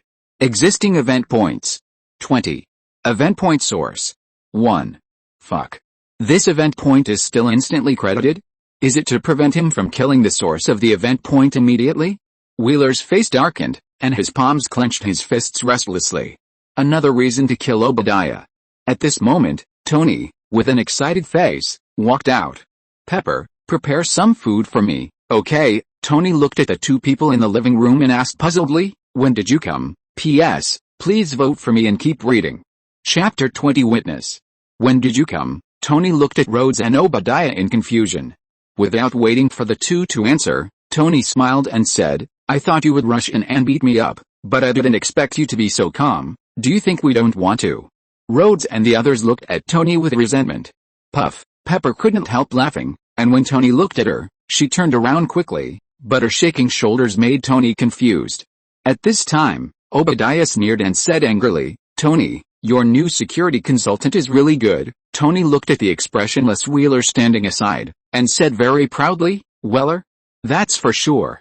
He was the one who saved me. Rhodes was stunned for a moment, and immediately stood up and said to Wheeler, thank you for saving that bastard. Relationship points plus 30. Strange, 35 out of 100. Obadiah clenched his fists tightly, but a grateful smile appeared on his face. His eyes closed and opened, and his eyes were slightly moist. Thank you so much, you saved Stark Industries and my family. Relationship points plus 50. Ling. Reached a new stage, hatred, 30/100, event point growth rate. 30/day. Current event points. 50. If it weren't for the system's reminder and the plot, Wheeler might have really believed that guy. But now there are more and more reasons to kill Obadiah. Wheeler's eyes flashed with a blue light. But he really can't do it now. This may make Tony and Rhodes' friendship level clear to 0, or even turn into an enemy relationship. Wheeler took a deep breath, a gentle smile appeared on his face again, nodded to Rhodes and the others, and said, "You're welcome." After a pause, he stared at Obadiah and said solemnly, "No need to thank me too much." Obadiah nodded gratefully to Wheeler. "How?" Rhodes sneered and approached Tony step by step, his eyes unfriendly. "Now, it's time to talk about business." Tony's heart tightened, and he hurriedly said, "Wheeler." No response. "Where's Wheeler?" Wheeler had naturally left the living room. Wheeler had no interest in the business that Rhodes was talking about. It was nothing more than the matter of the weapons department and the reactor. Wheeler had long known Tony's attitude towards these two matters. Stark's weapons department would never be used again, which was something Tony had already made up his mind. And Tony would never hand over the reactor. No one knew better than him how terrible the reactor was and what consequences it would cause after being used in weapons. Sure enough, after a few minutes, Rhodes walked out with a cold face, forced a smile in front of Wheeler who was standing outside the living room, and left quickly. "Don't worry, Tony. Leave the company's affairs to me. I will do my best to appease the board of directors. Come back to the company after you have rested well," Obadiah said as he walked towards the door. When he was about to leave the living room, he paused and couldn't help saying, "Think about the micro-reactor again. As long as you hand it over to the board of directors, Stark can easily turn around and reach new heights." Tony waved his hand indifferently. "I know. I'll go and get busy first. The company is left to you." He spent several hours to complete the preliminary design of the Iron Man suit. Next, he had to run a simulation, optimize the design plan, and update the arc reactor on his chest. He had a lot of things to do, and really didn't have time to leave the idle board of directors. Obadiah sighed. And when he walked past Wheeler, he stopped, patted Wheeler's shoulder, and whispered, "Wheeler, persuade Tony with pepper when you have time." Wheeler had a blank expression on his face, as if he didn't hear it. Obadiah laughed dryly and walked away quickly. Wheeler, Pepper quietly appeared beside Wheeler and smiled. "Dinner is ready. Tony is waiting for us." Wheeler nodded. After dinner, Tony went straight into the laboratory. For the next period of time, Tony seemed to live in his laboratory. At first, the laboratory was very quiet, but then from time to time there were sounds of metal collisions and Tony's screams, and even from time to time the fire extinguishing program and the alarm of the smart butler Jarvis were triggered. After that, these sounds became less and less until they disappeared. Finally, one night, Wheeler saw the flames rising into the sky. Looking at this scene, a smile appeared on Wheeler's face. He witnessed an important moment. And this means that his mission is about to end. Next, just wait for Obadiah to suppress his greed and attack Tony. At that time, he will kill Obadiah, not only to eliminate the source of this event point, but also to increase Tony's favorability. However, looking at the current event point, Wheeler always has an ominous premonition. Existing event point 410. This thing looks like a barrel of explosives that could explode at any time. Just treat it as a test of the purpose of event points, Wheeler muttered. Of course, as the event points grow, the world points are also growing rapidly. Current world points 1,655. 1,000 world points can mature a bronze fruit, but for a silver fruit, 3,000 world points are needed. Wheeler plans to save up to 3,000 directly and harvest a silver fruit. A moment later, with a sound of the ceiling shattering, Wheeler saw a steel figure falling from the sky and falling into the underground garage in a mess. Wheeler raised his eyebrows, jumped down from the big hole, and saw the silver Iron Man lying on the sports car. "Hey. It's me." Seeing the dangerous blue light in Wheeler's eyes, Tony hurriedly opened his mask. "Yo. When did you change your career to decoration?" Wheeler teased Tony. Tony got off the smashed sports car and asked expectantly, "What do you think?" Wheeler walked around Tony, with undisguised admiration in his eyes. "No man can refuse the Iron Man suit." "Great," Wheeler praised. Hearing this, Tony smiled and suddenly said, "How about it? If I fight you now, can I beat you?" Wheeler walked in front of Tony, tapped the Iron Man suit gently, and smiled. Do you want to try?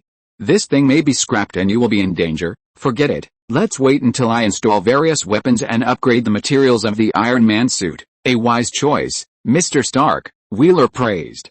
This is indeed a wise choice. Because the Iron Man suit is something that Wheeler can turn into a self-destructing bomb as long as Wheeler touches it. Your ability is really convenient, Tony said enviously, and then said confidently, but I believe that as long as I keep updating, my suit will not be worse than anyone else's. P.S. I don't know if I have been infected with the influenza A virus. I have a fever, a sore throat, and a dizzy head, but even so, I still want to shout that sentence. Please vote. Please read. Chapter 21. Who is he? My security consultant. In Tony's laboratory. Stupid. Turn around, stupid. Catch the ball, stupid. Sing a song, stupid. Seeing that Wheeler was almost playing with his robotic assistant, Tony couldn't help but say, let that stupid kid go. Although stupid was a little stupid, he designed it himself after all. He would still feel bad if it was broken. Wheeler responded, patted Stupid's head, and smiled, play again next time. Hearing this, Stupid quietly slid the wheels away and found a corner to crawl into. Haha, Wheeler laughed happily. Stupid was the only fun Wheeler could find in Tony's boring laboratory. Have you finished the design of the improved suit? Wheeler asked, amazed at Tony's action. The Iron Man suit had just been tested and he had an idea for improvement. It's done. The outer shell of the new suit has already been made, and then we can assemble it. Tony looked at the new suit design with some anticipation, and stood up with his coffee. His work has come to an end for the time being. Now he just needs to wait quietly. After the sound of ding, he can enter the Iron Beauty, merge with it, and fly happily.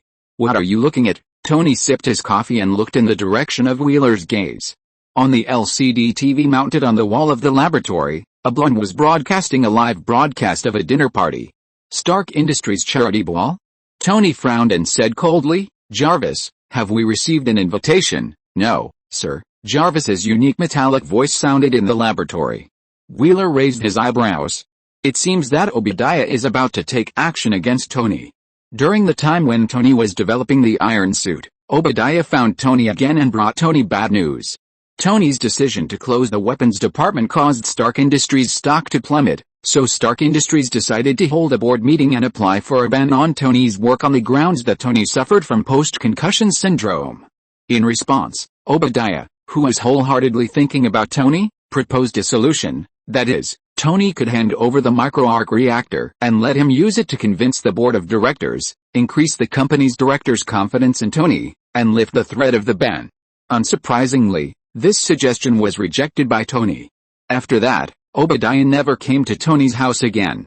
Obadiah thinking of the performance of the actor Obadiah that night, Wheeler couldn't help but applaud this old guy. What a superb acting skill.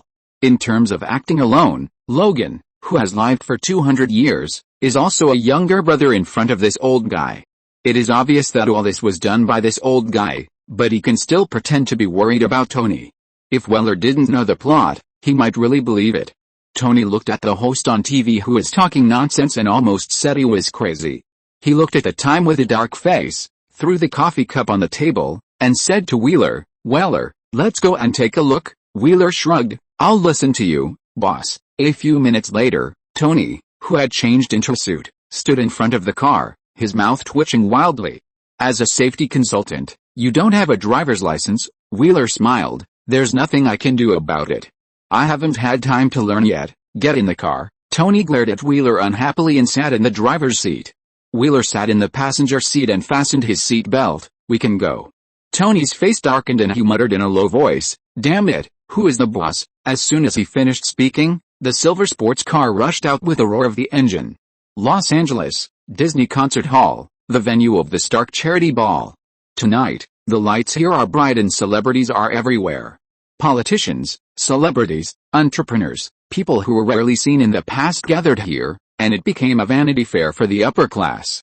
At this moment, a luxurious silver sports car stopped outside the concert hall, attracting a lot of attention.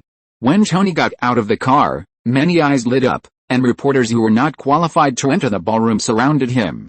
Although Tony announced the closure of the weapons department, it was a brainless decision in everyone's eyes. Although Tony had been fired from Stark's job, and although Stark's current stock price plummeted, Tony was still a billionaire and the focus of the whole audience. This guy was born for this kind of occasion. Wheeler sighed, opened the car door and took 2 quick steps to catch up. Came with Tony Stark? And Tony Stark was driving? Many people noticed this scene and couldn't help but be curious about Wheeler's identity. Many reporters left Tony and surrounded Wheeler. Tony, why do you feel a little unhappy? Neat short hair, mysterious black eyes, 3-dimensional yet soft facial features, and a well-tailored suit. Looking at the surrounded Wheeler, Tony suddenly felt a little wronged. He was obviously the boss of this guy. Wheeler. Come here quickly, Tony shouted. Wheeler squeezed out of the crowd with a smile, and walked towards the venue with Tony amid the questions of reporters. Mr. Stark, will the weapons department be closed forever? Where is the new direction of Stark Industries? For those who have invested in Stark stocks, do you have anything to say? Mr. Stark, who is the person next to you? What is your relationship with him? It's your Tony stopped suddenly, cast an appreciative look at the young reporter who asked the question, and said, who is he? He is my security consultant, finally cool.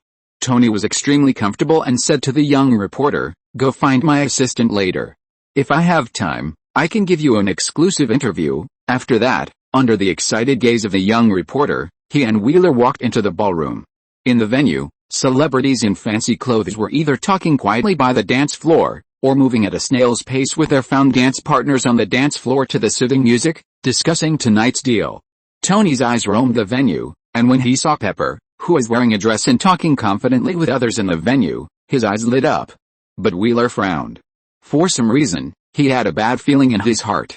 Weller, relax a little, don't be nervous, this is just a dance, look at those girls more, you will get used to it. Tony smiled and patted Wheeler's shoulder, and walked towards Pepper like a proud peacock. Wheeler did not relax at all. The ominous feeling became stronger and stronger, and even Wheeler felt as if he was stepping on a pool of blood when he looked at the red carpet under his feet. P.S. Everyone knows what I want to ask for, so I wish you all a good new day. If you're listening to this novel on a channel other than Fanfic World, it means they downloaded and uploaded it without effort. We cordially invite you to visit our channel, Mundo Fanfic Novelis. There you'll find the original version of this story and you can explore many other novels of various genres. We're waiting for you to immerse yourself in a world of incredible novels. Chapter 22 Bloody Dance. Wheeler's sight moved quickly in the concert hall, ensuring that Tony and Pepper were within his sight, while trying to find the source of the danger he felt. But nothing was found. Was it an illusion? Wheeler frowned. In the dance floor, Tony put his arm around Pepper's waist, and the two swayed their bodies to the soothing music, like two drunken cats. Pepper's cheeks were slightly red, and she looked at the people around her with a guilty conscience, fearing that others would think she was hooking up with her boss, but feeling the warmth from the palm on her waist, she was reluctant to leave Tony's arms. Tony looked at Pepper like this, and as a veteran in the love field, he actually felt a little dizzy. The two people's eyes met, like magnets attracting each other, pulling their heads closer and closer. Just as the atmosphere between the two became more ambiguous, a man and a woman hugging each other, somewhat nervously circled closer to Tony and bumped into Tony. Dude. If you don't know how to dance, you should find someone to fuck with first. Tony didn't finish his words when he saw a dark muzzle of a gun sticking out from the opponent's armpit, pointing at his heart. At this moment, he felt as if the whole world was infused with mercury, making his movements extremely slow, and even forgetting to breathe. Bang! A gunshot rang out, and the bullet shot towards the ceiling, and everyone in the dance floor looked over. Tony looked at the figure blocking in front of him, and his heart, which seemed to have stopped for a moment, began to beat wildly. It was Wheeler. He was saved. Damn it, the male killer cursed in a low voice, and the woman who was hugging him took out a dagger with her backhand and stabbed Wheeler's heart fiercely. But Wheeler, who had already entered the super body state, was not as fast as them. He easily dodged the dagger, and before the male killer's gun pointed at his head, he pressed his hands on the two people. A blue light flashed, accompanied by a slight explosion, and the two killers' sternums shattered, and they flew out with blood, causing screams. Wheeler caught the falling dagger and threw it back. Swish! Blood splattered, and the dagger landed on the neck of an enemy who was rushing towards them with a gun. All this happened in a few seconds, and the harmonious dance finally became chaotic with screams.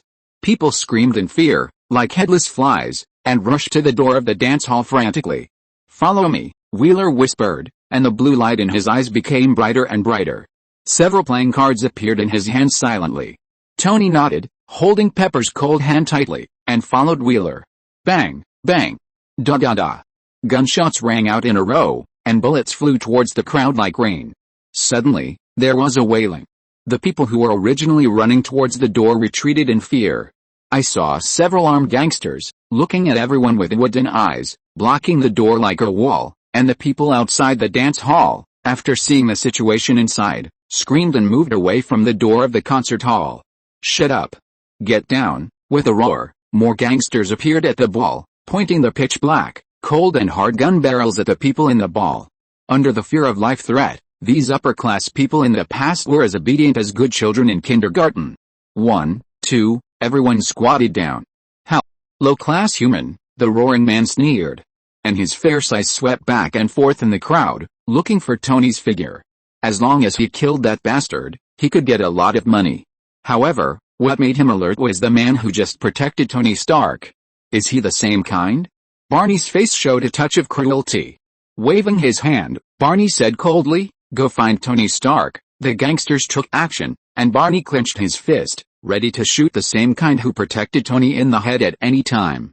Suddenly, a figure flashed out from behind the bar counter of the ball, and a piece of playing cards flashing blue light, dragging the trajectory formed by dots of blue light, flew towards the gangsters.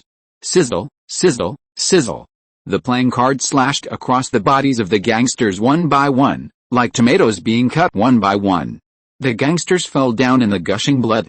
In an instant, half of the dozen killers fell down. "I'm going to crush your head," Barney roared. His muscles bulged suddenly, his body swelled up, and he rushed towards Wheeler fiercely. In this state, he can even withstand a small caliber pistol.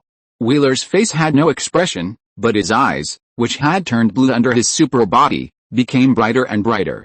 Even with his slightly shaking body, the blue energy in his eyes seemed to overflow from his eye sockets, leaving irregular blue tracks. A trace of pain came from his body, and Wheeler entered the full power super body state. Wheeler flashed out from behind the bar, and when the rain of bullets swept towards him, the playing cards flew towards the remaining gangsters and stepped on the ground at the same time. Blood bloomed like flowers, and the blue energy vines appeared accurately under Barney's feet. Boom!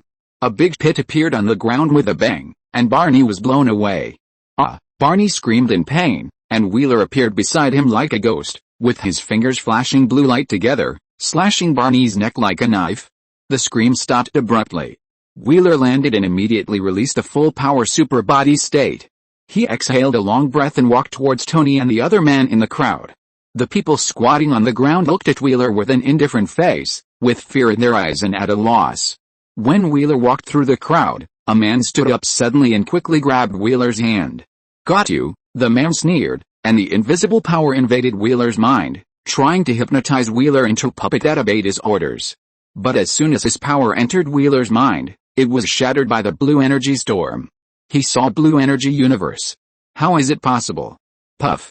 With a clear sound, Wheeler's fingers moved away from the man's temple, and the man turned into a corpse with a heart full of resentment. He was almost there to kill Tony Stark who bankrupted him. "Sorry," Wheeler whispered as he looked at the corpse, and the entire concert hall was extremely quiet. The smell of blood filled the concert hall.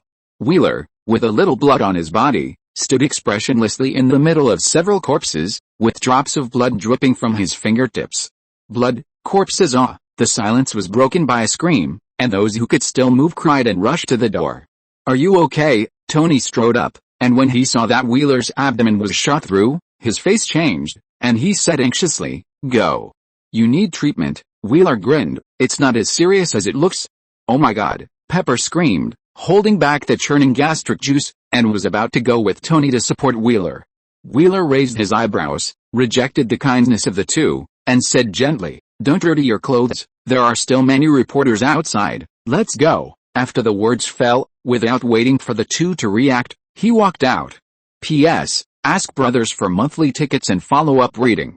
By the way, if you have recommendation votes, you can also cast them. It would be a waste if you don't vote for free things, right?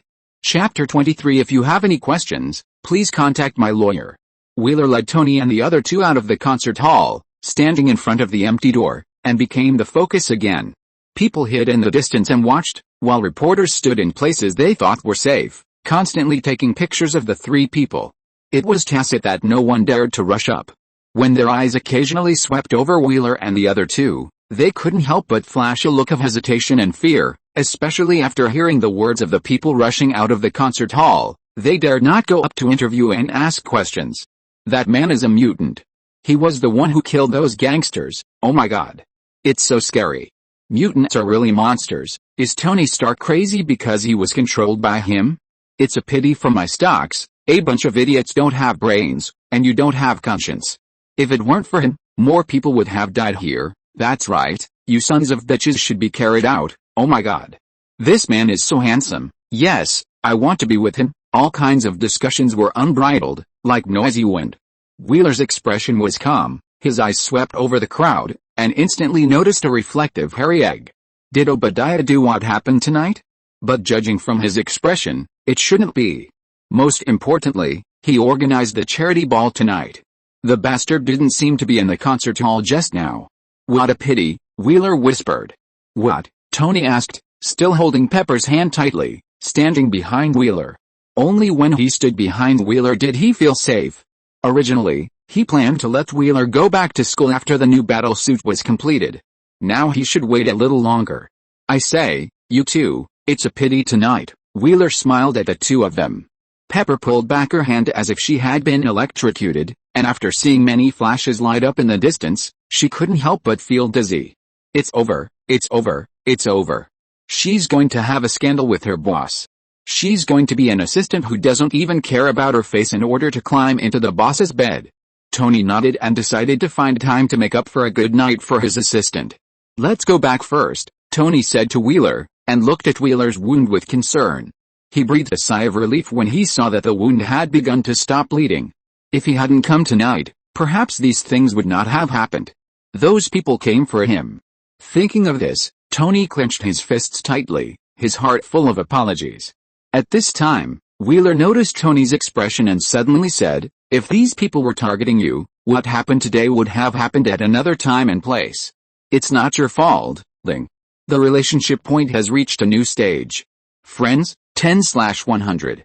In the past half month at Tony's house, the relationship between the two has passed the unfamiliar stage and reached friendship. Now, it has directly broken through the friendship? Wheeler was slightly startled. He didn't deliberately increase his favorability. Tony snorted softly and looked at Wheeler with a squint. I need you to comfort. Pepper looked at Tony and smiled secretly. At this time, a large number of police cars and ambulances appeared. Suddenly, the place became more chaotic. Let's go, Tony frowned and said again. At this moment, several policemen holding guns and looking solemn blocked the three people. Don't move. The police pointed their guns at Wheeler, but their palms were still sweating nervously, and their eyes were full of vigilance and fear. What are you doing? Tony stood in front of Wheeler angrily. Seeing that it was Tony Stark, the billionaire, the police were stunned for a moment and quietly breathed a sigh of relief. Mr. Stark, please cooperate with the police. We need to take this mutant away. Haha, Tony sneered and mocked. You came just in time. You are specially trained in this matter of cleaning up your ass, right? My security consultant killed the gangsters and protected everyone here. It's that simple. If you have any questions, find my legal team. Let's go. After saying that, Tony pushed the police away, drove the car with the two people, and disappeared under the gaze of the police. The police looked at each other, but quietly breathed a sigh of relief. This is Tony Stark, they dare not offend him. Report this to the director, and have him contact the people at Stark Corporation. We'll go in and take a look, the police captain said, and rushed into the concert hall with the police. The next day, it was still sunny and bright. But Disney Concert Hall, Stark Charity Ball, and Mutants Killing Sprees have become the most popular searches. And the incident last night was also named the Bloody Ball by the busybodies. Because the charity ball was held by Stark Industries, after the closure of the weapons department, Stark Industries was once again caught in a public opinion storm, and Tony was once again on the news and newspapers. But surprisingly, the headlines of the news were all about Wheeler. There is no doubt that because of the Bloody Ball, mutants once again became the center of public opinion in the world because of this incident, and the problems between mutants and humans have become more serious. Pepper looked at today's news and felt that her brain was about to burn dry. It was obviously a charity ball. How could it become a bloody battlefield? What made her helpless was that because she was too close to Wheeler and Tony, she was also photographed together on the news and newspapers. In the photo, Tony held her hand. She looked terrified, like a little lamb protected by Tony. I hope the scandal between her and her boss won't spread too much. Pepper prayed and continued to flip through the tablet to read the news. This photo of Wheeler is so handsome, Pepper couldn't help but exclaimed. In the photo, Wheeler, whose face was splashed with several drops of blood, looked at the corpse at his feet with cold eyes, and a drop of blood was dripping from his fingertips. Are you praising me? Tony walked to Pepper, glanced at the tablet, and then his eyes jumped. Good guy. It turned out that he was self-indulgent. Pepper turned off the tablet and said with a sad face, Boss, what happened last night made Stark Industries more difficult. Don't worry, it's all temporary.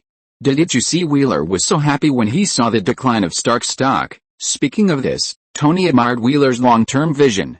Not everyone has the courage to invest all their money in Stark now. By the way, boss, the police just called. Tell them to find my lawyer, Tony said lightly, and said to Pepper, this matter is left to you to handle. Pepper nodded, and when she was about to leave, she suddenly said, by the way, someone just called you. He said his name is Ethan. Chapter 24, Each Other's Phone Calls. Ethan. Tony was a little surprised, but a smile appeared on his face. That guy had basically not contacted him since he joined S.H.I.E.L.D., but Ethan is a physical scientist, an excellent doctor, and even proficient in several languages. He is also outstanding in S.H.I.E.L.D., which is full of talents, and should be reused by S.H.I.E.L.D. In this way, Ethan can also help his hometown through S.H.I.E.L.D. And this is why Ethan stayed in S.H.I.E.L.D. Tony took the phone handed by Pepper, found the number and dialed it. The phone rang and was picked up. Ethan Stark. Ethan's voice was full of excitement, and Tony could even hear Ethan's long breath. It's me, Tony responded, and when he was about to ask Ethan how he was doing recently, Ethan hurriedly said, do you know about Jamila? Jamila? Isn't that your hometown? What happened? Tony asked in confusion. He didn't know. Realizing this, Ethan's heart was finally put down. Stark's weapons are wreaking havoc in Jamila now. Those terrorists, impossible, Tony said solemnly. I have closed the weapons department of Stark Industries and stopped the sale of weapons. Ethan was silent for a few seconds, and then slowly said, that's why I called you. I have some photos here that I took the day before yesterday. I see. I'll investigate. Tony hung up the phone, and one photo after another was sent to Tony's phone. Tony clicked on the photos, looking at them quickly. His expression became colder and colder, but the flame of anger gradually burned in his heart. It was Stark's weapons. He would never make a mistake. Guns, tanks, and even the Jericho missiles he designed himself. As long as he thought of these weapons hurting innocent people, the fire in his heart seemed to devour him. Tony took a deep breath, squeezed his phone hard, and found Obadiah's number and called. Obadiah is now in charge of Stark Industries. Hey, Tony. Why did you think of calling me? Last night was really a nightmare, Stan. What's the matter with Jamila's weapons? Obadiah said faintly. Tony, we are arms dealers. Hearing this, the fire in Tony's heart burned completely, and the fingers holding the phone turned wide, almost crushing the phone, and said angrily, shit. I said to close Stark Weapons Division. You have no right to continue selling those damn weapons. In fact, I do. Obadiah's tone became cold, as if he had torn off the last mask, and said teasingly, who do you think applied for the ban? Hearing this, Tony almost gritted his teeth. You should have died last night, which would be better for both you and me. Fuck, Tony cursed angrily and threw the phone against the wall. Bang! The crisp sound made Pepper's body tremble. The conversation just now was already frightening her silly. But after reacting, Pepper looked at Tony worriedly and whispered, Tony, I'm fine, Tony said coldly, with a frightening light flashing in his eyes. I will solve this matter. After saying that, without waiting for Pepper to react, he turned and rushed into the laboratory. Solve this matter? Thinking of Tony's expression, Pepper became more worried. Tony must have gone to do something dangerous. No, she had to find someone to persuade Tony. Pepper was like an ant on a hot pot. She turned around twice and turned to walk towards Wheeler's room. At the same time, Wheeler was also answering the phone, a video call from X-School. Several figures were displayed on the screen of the mobile phone, including Professor X, Ororo, Jean Grey, Hank, and Logan. Wheeler. Suddenly, Logan's face occupied the entire screen, and he said seriously, "I'd better go over there." Those shadows that had not appeared for a long time always made Logan very worried. "No need," Wheeler shook his head and said, "just stay in school. I can handle it here." Logan snorted softly and said with disgust, "Professor X said that my memory's a bit confused and needs to be sorted out slowly. I suspect that this old man wants to work for nothing in this broken school." Logan, Ororo and Jean Grey shouted in dissatisfaction and stared at Logan angrily. Hank looked at Professor X and laughed so hard that his blue fur trembled. On the contrary, Professor X still had a smile on his face. Logan laughed dryly twice, took 2 steps back and walked to the door, turned back to Wheeler and said, "I went to see the children. They were affected by your news reports. They were excited like lambs in heat." "Lambs in heat?" Professor X and the other 4 looked at Logan and said angrily, "Logan." Logan smiled and closed the door. Wheeler laughed softly and felt that Logan had become much more lively in school.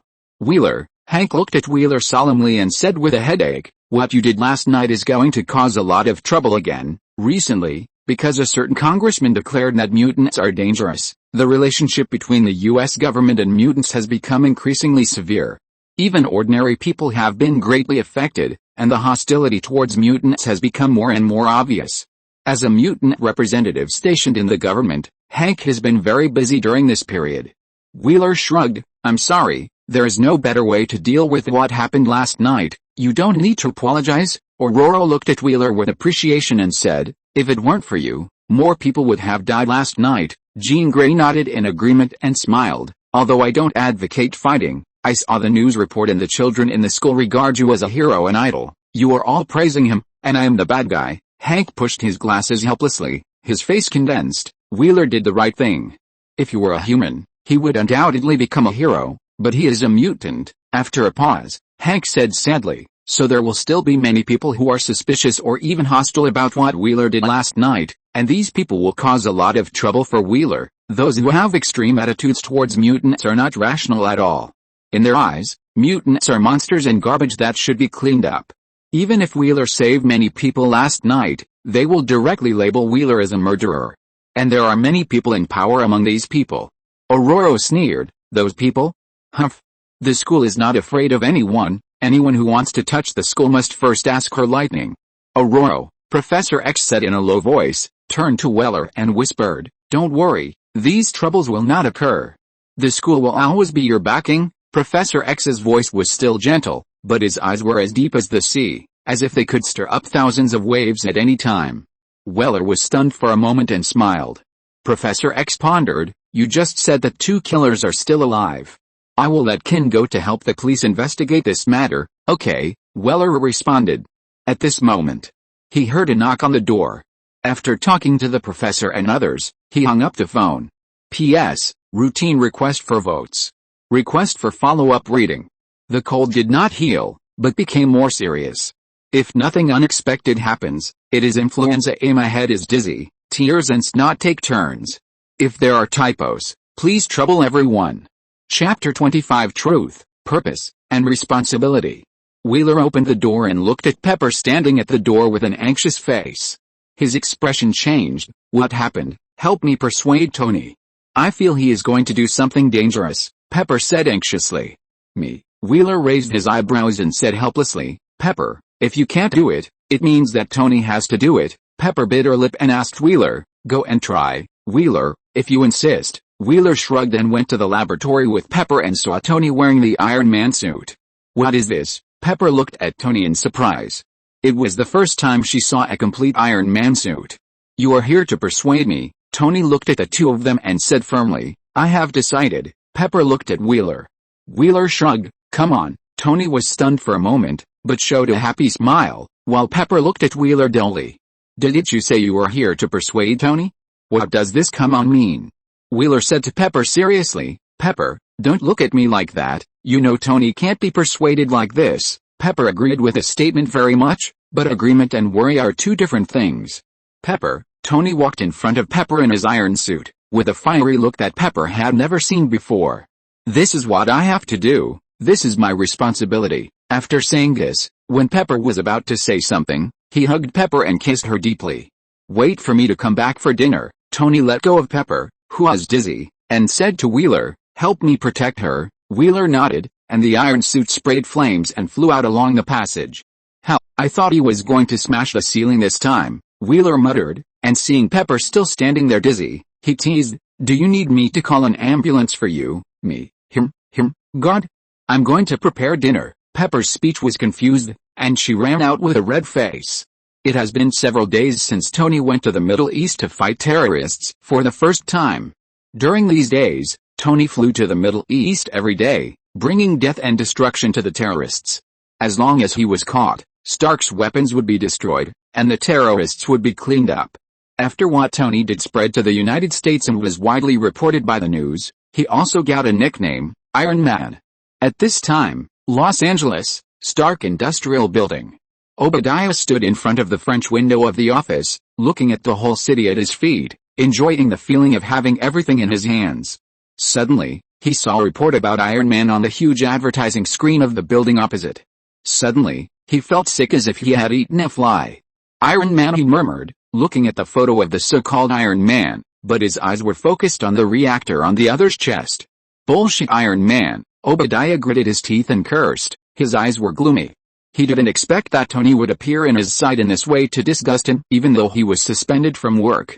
Originally, he planned to suspend Tony's work, then gradually erode Stark Industries, and finally take the reactor on the grounds that Tony had embezzled Stark Industries' property.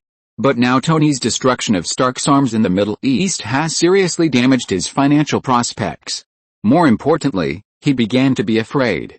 If Tony continued, Tony might return with the influence of his Iron Man identity and take control of Stark Industries again. At that time, he would be finished. This must not happen. Obadiah looked at the photo of Iron Man on the building and murmured, "I have to admit that you are really a genius who can develop such an epic-making weapon, but you are too naive and too stupid. He must take the reactor, and Tony Stark must die." But that damn security consultant. Thinking of Wheeler, Obadiah angrily hammered the glass. After a while, Obadiah took a long breath and said coldly, "I can only cooperate with those people again, and things like the Iron Man suit, he can start preparing to develop. As long as the reactor is in place, he will become the richest and most powerful arms dealer in the world." At the same time, in a coffee shop not far from the Stark building, Wheeler, who was waiting for someone, suddenly twitched his eyes. "Obadiah, relationship points plus 10. What the hell? How did the relationship points suddenly increase by 10 points? Hatred, 80/100. Looking at Obadiah's current relationship progress, Wheeler almost crushed the cup in his hand. What did he do? What's wrong with this old guy? He's about to break through the current stage. Why not find a chance to kill him? Wheeler murmured in a low voice. "Who are you going to kill?" Suddenly, a curious voice sounded behind Wheeler. Wheeler came back to his senses, put on a smile, stood up and said to Jean Grey, "Of course it's an old bastard." Jean Grey raised her thin eyebrows slightly, and scolded with a unique gentle voice, "Wheeler, okay, I won't say bad words, I want to be a good student." Wheeler smiled and pulled out a chair for Jean Grey. After Jean Grey sat down, he called the waiter to order a cup of coffee and some snacks. Jean Grey looked at the cute cake, her eyes lit up quietly, and after eating a piece of cake, she reluctantly put down her fork and said to Wheeler, "The matter about the bloody ball has been investigated clearly. Her ability to investigate these things is simply too simple." Wheeler put down the cup and waited for the next step. Jean Grey looked at the cake on the table, couldn't help but take a small bite, and then slowly told the results of this investigation. At the bloody ball, 2 mutants appeared. Billy, who has the ability to strengthen muscles, and Joseph, who controls people through hypnosis. The mastermind of this incident was Joseph, and the reason he did this was because he was bankrupt, and Billy was a thug hired by Joseph. Bankrupt? Wheeler groaned. Is it related to Stark? So he wanted to kill Tony? Yes, Jean Grey nodded and continued. After Joseph went bankrupt, his wife instigated him to take revenge on Tony Stark, and took the opportunity of Stark's charity ball to rob a sum of money. Is his wife a mutant? Jean Grey said in a deep voice. No, she is just an ordinary person. Are the killers and other gangsters ordinary people hypnotized by Joseph? Wheeler frowned. No, they are all real criminals. You don't have to feel burdened, and this matter ends here. Wheeler nodded. Seeing that Jean Grey had finished her snack without realizing it and was still staring at the empty plate on the table, he asked with a smile, "Do you want to order another one?" "Okay," Jean Grey responded with a smile, tucked her long hair behind her ears, and said with a smile, "I'll take it as a reward for handling this matter." Suddenly, Jean Grey seemed to feel something, and looked towards the window beside her. The smile on her face froze instantly. Wheeler followed Jean Grey's gaze and saw an old man wearing a gentleman's hat, smiling at the two of them. P.S. Please read, vote for the monthly ticket, and recommend. End of this chapter. Thank you very much for reaching the end. Don't forget to like. Looking for more exclusive content and immediate access? Subscribe to our Patreon. Remember, every like, subscription, or donation encourages us to continue. Thanks to everyone. See you in the next video.